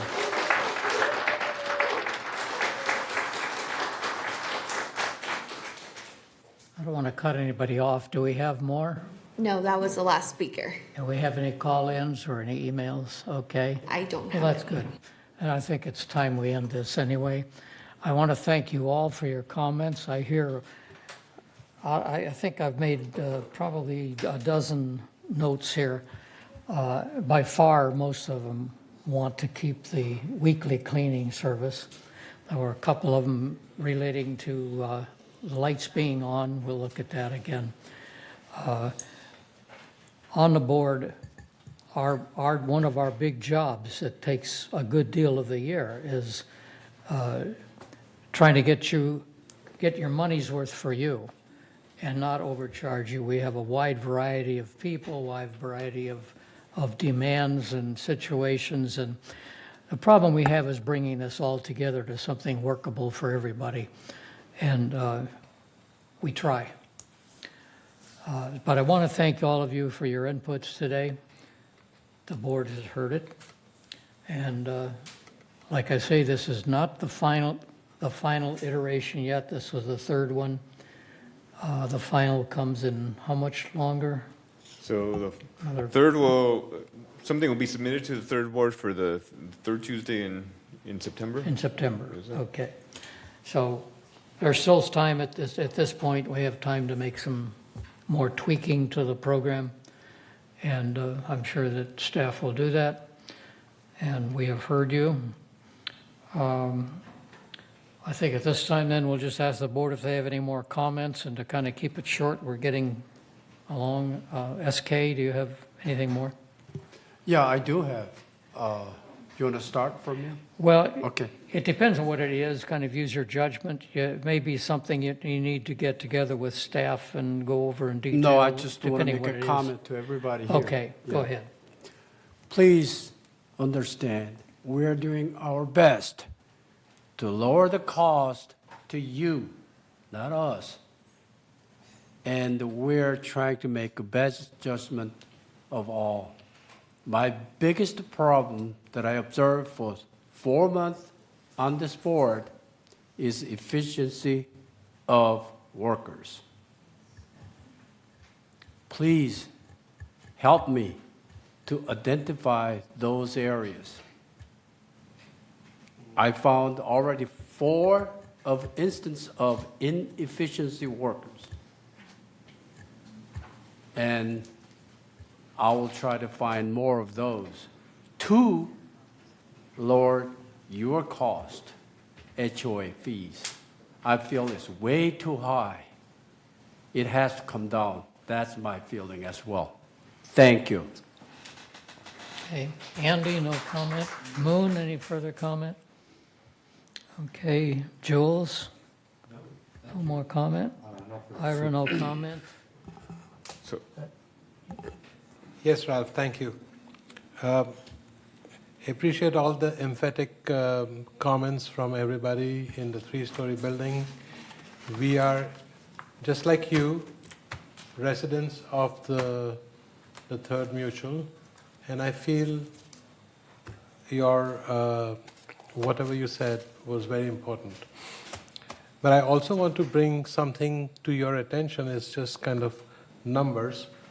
We have about 1,400 plus buildings in the Third Mutual. And we only clean the garden villa or the 3-story buildings.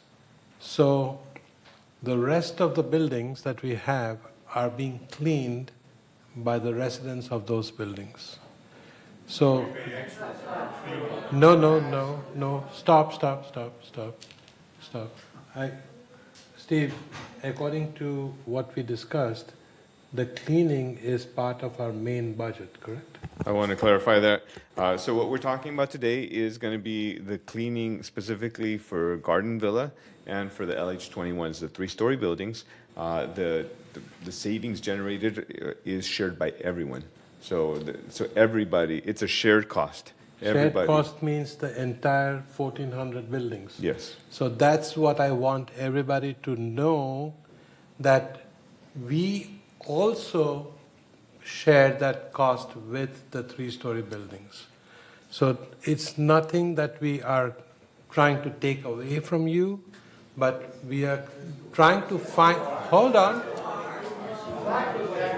This is a discussion, right? So give me a chance to talk. We gave you the 3 minutes or more to talk. So please understand that we all share that cost. We're not trying to take anything away. Please, It's please, just like you pay for the bus service. It's just like that. We all pay. Wait a minute. Right here in your budget, how much extra we pay for our cleaning? Yes, Hold on a we moment, sir. recognize I that. do want to clarify. Can you please Go help ahead. the gentleman understand? Sure. I want to clarify, the surcharge, the $6.25 surcharge is specifically for the items inside the rec room. So it's replacement of those tables, they do flooring in there, they do appliances that are in there. That's all that the surcharge is for. As far as the cleaning is concerned, that's shared by the membership, by all 6,102. Semantics. No, sir. We know what you're doing. Okay? You're taking our money and you're spending it someplace else. No, there is No. a rec room subcommittee. Please, Find that explanation. That's all. Excuse me, if we have questions or comments from the audience, I encourage you to use the microphone so those online can benefit from your comments. I don't need my. it's all right, but please Wait. try to understand. I'm not trying to take anything away from you, but I'm not.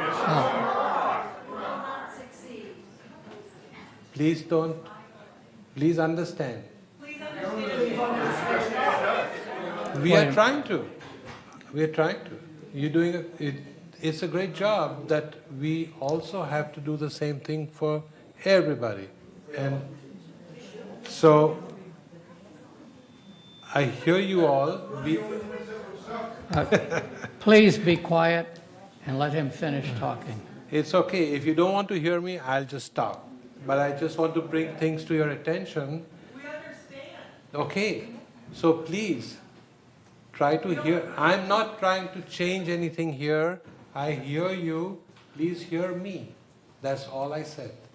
That there are 1,400 buildings in the third mutual, and the three-story buildings are the only one that gets this special treatment of getting there. Yes. So Please, I'm going to Sorry. ask the audience, but please be quiet If you and let him finish speaking. Yes. Thank you. When we went to school and college, just like the gentleman who was the administrator in the college said, that was the hardest time to change things, we were also taught to clean after us. So if you drop something, so pick it up, clean yourself. Please be quiet in It's the all- audience. it's all right. Thank you very Let it much. go. Let us finish this meeting. It's all right. Go ahead. Okay. I'm done. Steve, do you have any more comments? Only to assist with the momentum of the budget. Would the board be interested in making a motion on making a change to this current version? Okay. I guess, well, this is a formal meeting. This is a legitimate meeting. We do have a board representation here. We can certainly make that recommendation to the staff that we consider maintaining the weekly service. From the looks of the demand here, that's what the people want.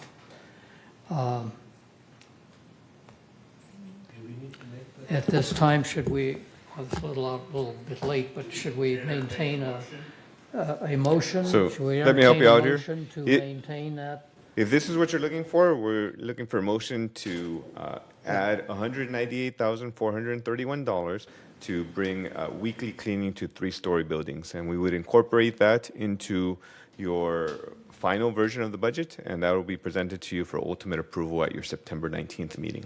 And I so move. There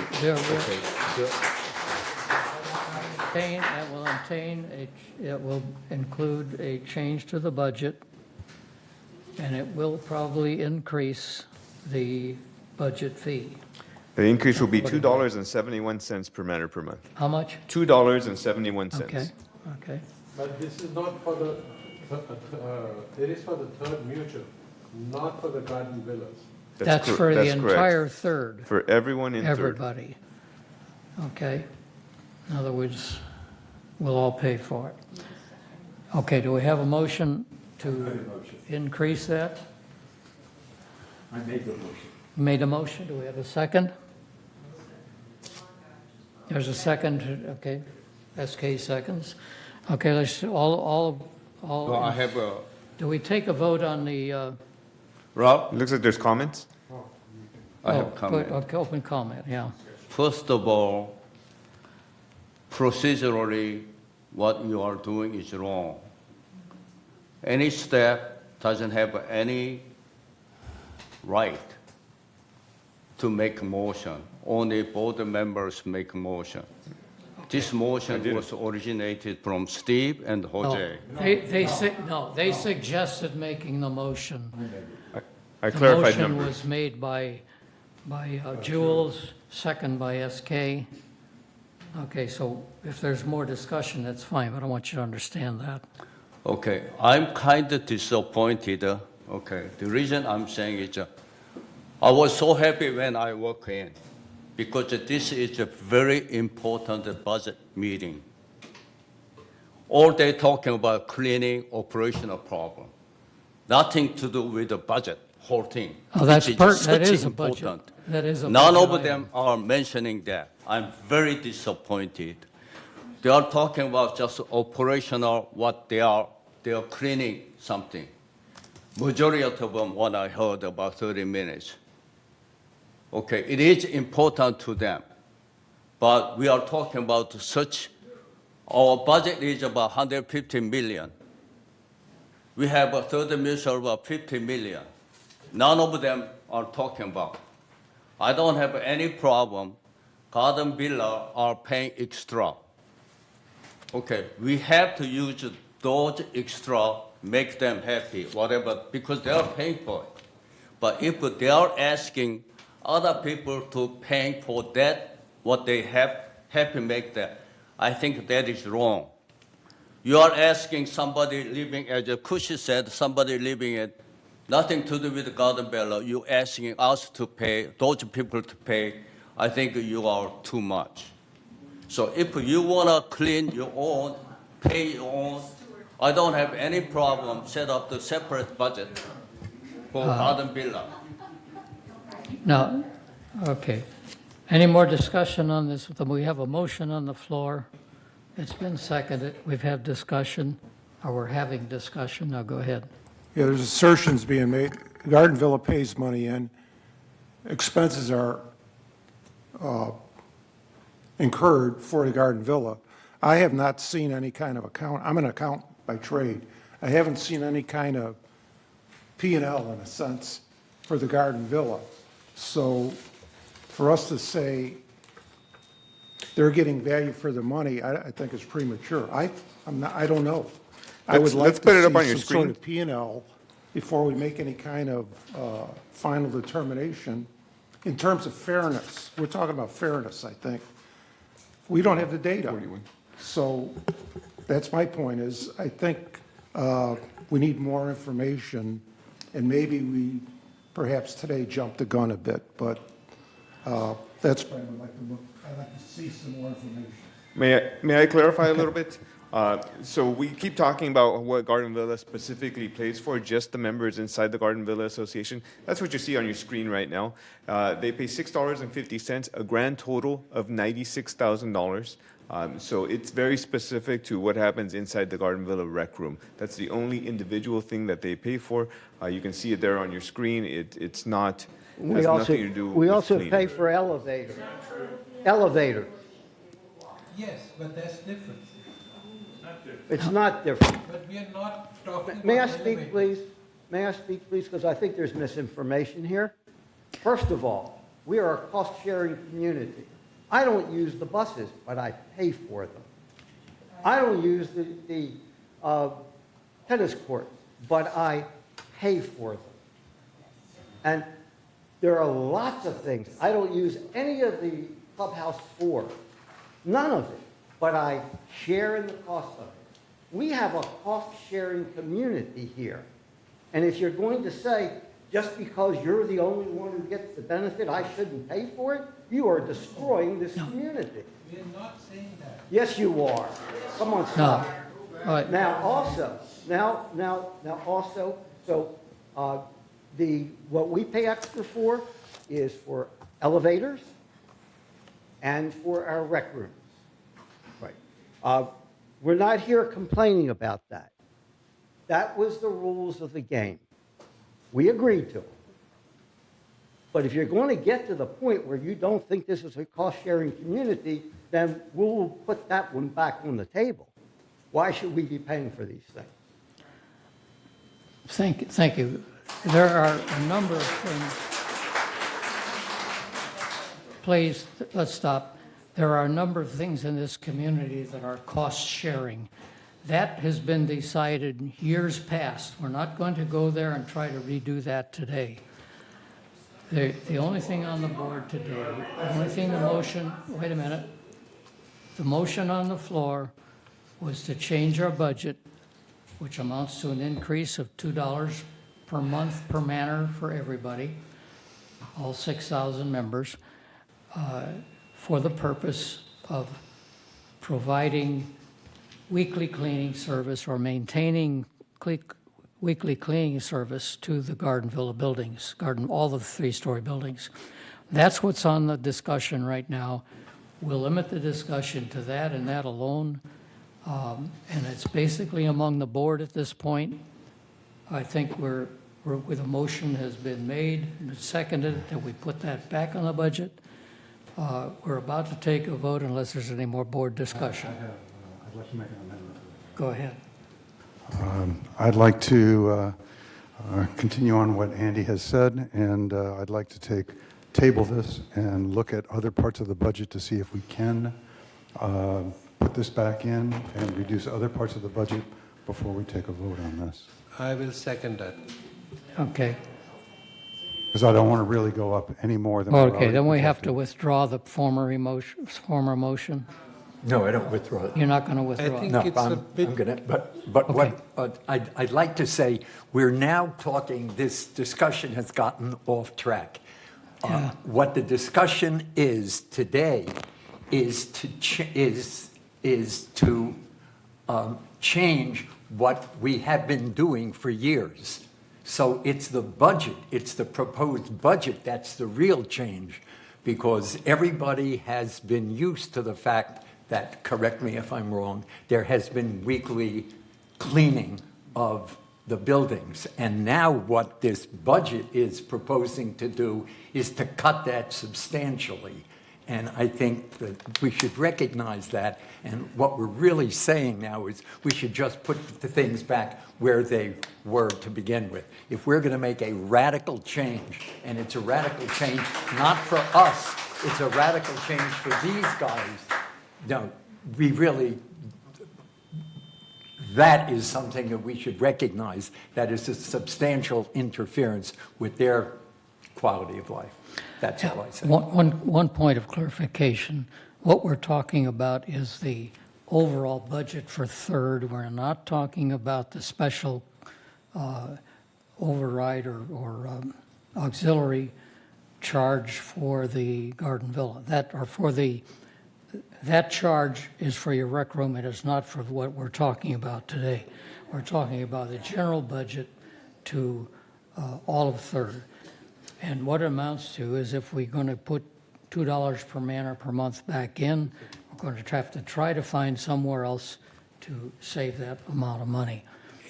Whether we can or not leaves, it's a budget consideration. And all we're doing today is voting, we are voting as a board. We have a motion on the floor, we have a second, and we're discussing putting that back in the budget. That's all we're discussing at this point. Now, is there any more discussion on that, or are we ready to take a vote? No. I'm seconding the. We have an Ira's, amendment on the floor. The proposal. I'm sorry. To No, table it. we don't have an alternate proposal right now. We've got a motion on the board. Those in favor of putting that back in, raise your right hand. Ralph, we have an amendment on the floor. Okay. And we need to first take care of that. And then we can take care of the main motion. Okay? So the Okay, but amendment the motion, was- the amendment is going to take time to dig out some information, So am I we right? can, the amendment is that we will put this on hold and discuss it and find a way how we can augment the budget in a way that we can accommodate all Okay. the three-story buildings. Okay. We can't make that decision today, according to me. It's Well, too early. the motion today is to put this back on the budget. Now, if we're going to look at it further, we need to withdraw that motion and look further. Steve? If we need to, we should. Correct. So Ira mentioned he had a motion to table the original. You have I a don't have proposal, I don't have a second. Procedural I problem did here. second that. Okay. I'm not sure what the procedure is then. Yeah, Ira's table motion have to be voted first. So all in favor of the table should vote first. Yeah. Okay. Are you ready to table the motion? So we're voting to table the existing motion? Correct. Yeah. Okay, is there any more discussion on that? No. No. Table the existing motion. We're to Meaning table the the first existing. motion. We are voting. Okay. How many of us want to? If I may- Please if sit I may down. interject. This is a board meeting. We don't take cat calls from the audience. Thank you. President Engdahl, if I may interject, and if I may just kindly ask the audience to keep it low, because what happens is I can hear everything on this side, and I can't hear Okay. what's happening here, even though it's on speaker, and so I'm Yeah. having trouble hearing the discussion. Let me So- remind those in the audience, this is a board meeting. We've had the discussion with the audience. We're through with that department right now, or that section. This is a board discussion from here on until we decide what we're going to do with this.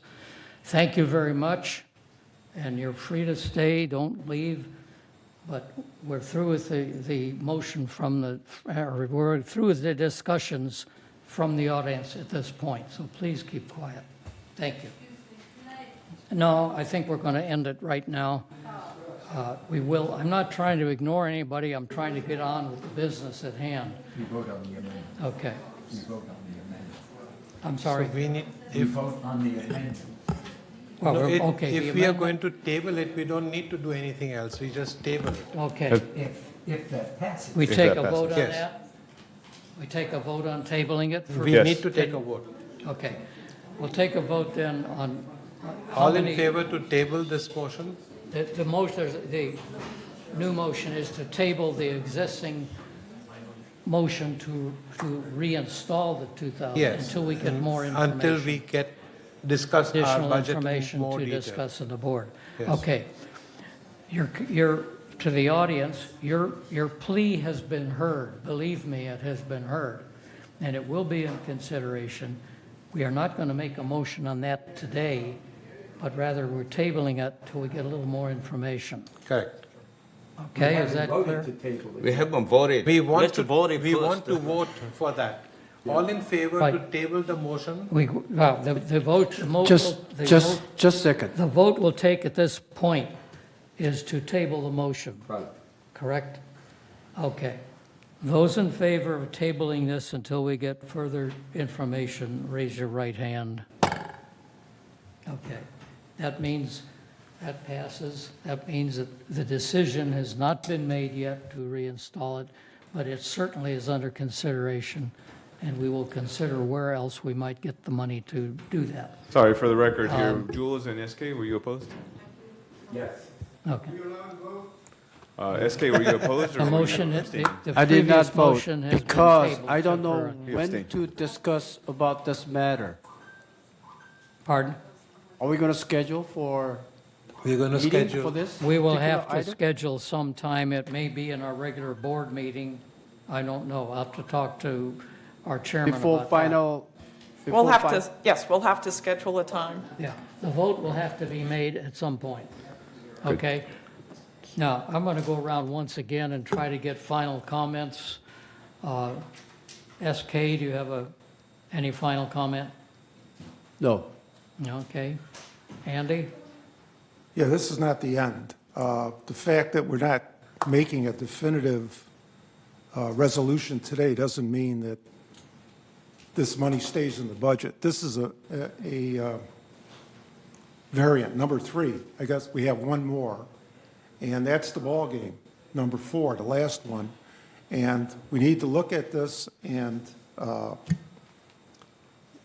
if it doesn't belong in that 4th version, it won't be in there. So that's, I can tell people we're going to get a fair look at it, and it won't be in there. If it doesn't pass muster, it won't be in the final version. That's the only assurances. There's just not enough to do it today, that's all. But don't take this as a no, that it's not going to be in the budget. What I'm saying is, change can still happen, and the final budget will take care of it, okay? All right. You know what we did? We went on every. I'm sorry. One moment. Are you I'm gonna- sorry. I'm sorry. I'm sorry. Sir, this is You're out board of meeting. order. I would ask you to Sorry, respect and please take a sit seat, down. please. Thank you.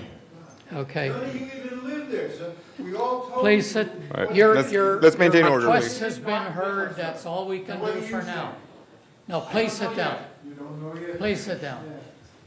Your request has been heard. It is in consideration. No decision has been made or will be reached today. Okay, Moon, do you have any more comments? Yeah. When you look at this number, the HOA gonna raise up to $800 some dollars. And then plus garden villa, you're gonna pay about $850. Okay, we're gonna price a lot of people out.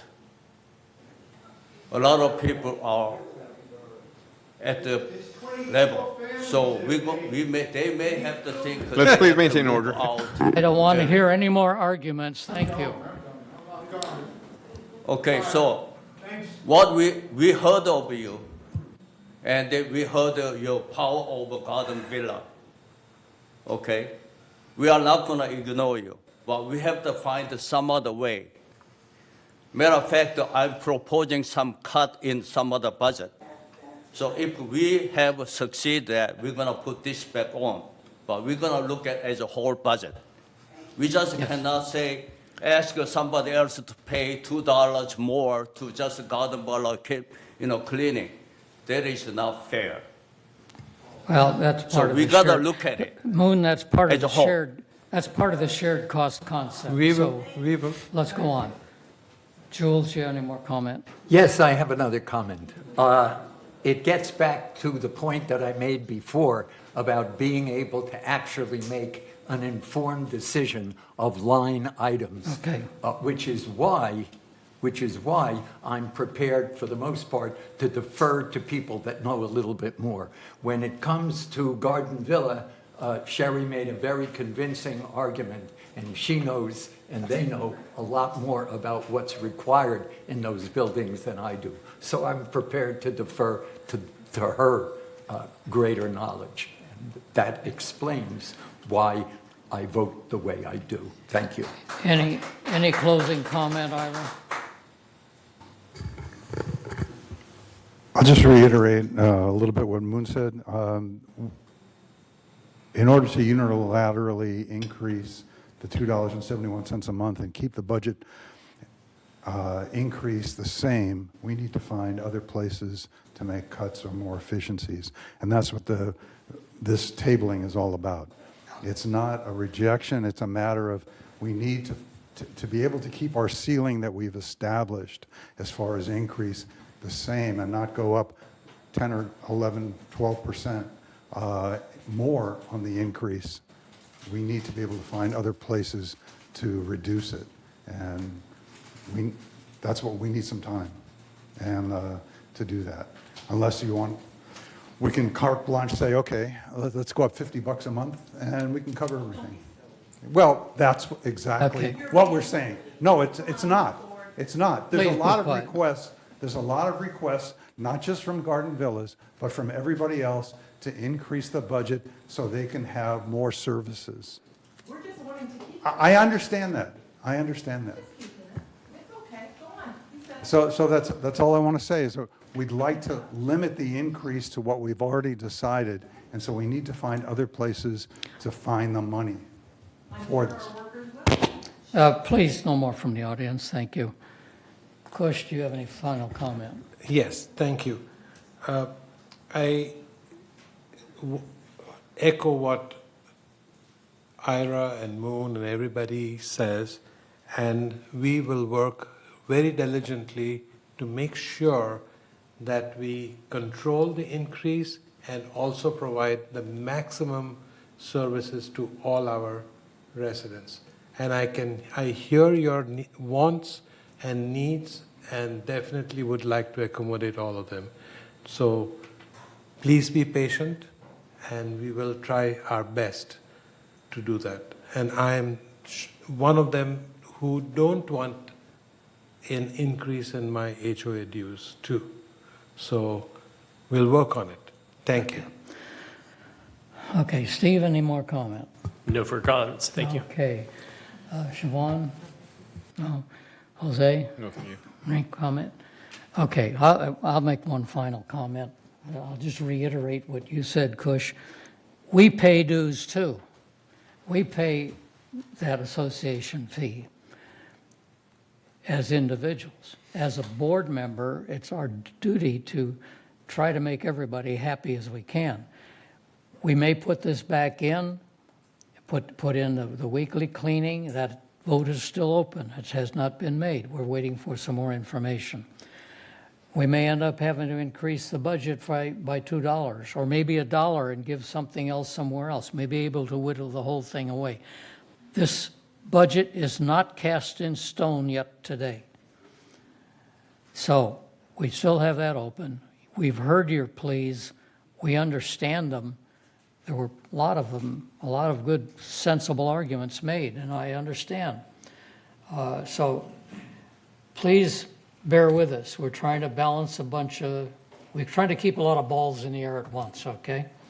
And keep a lot of people happy. We have 9,000 units. We've probably got, 6,000 units. We probably have 9,000 residents here, trying to keep everybody happy.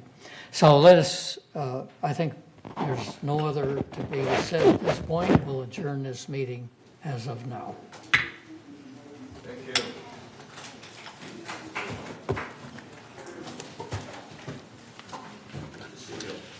It's good to see you.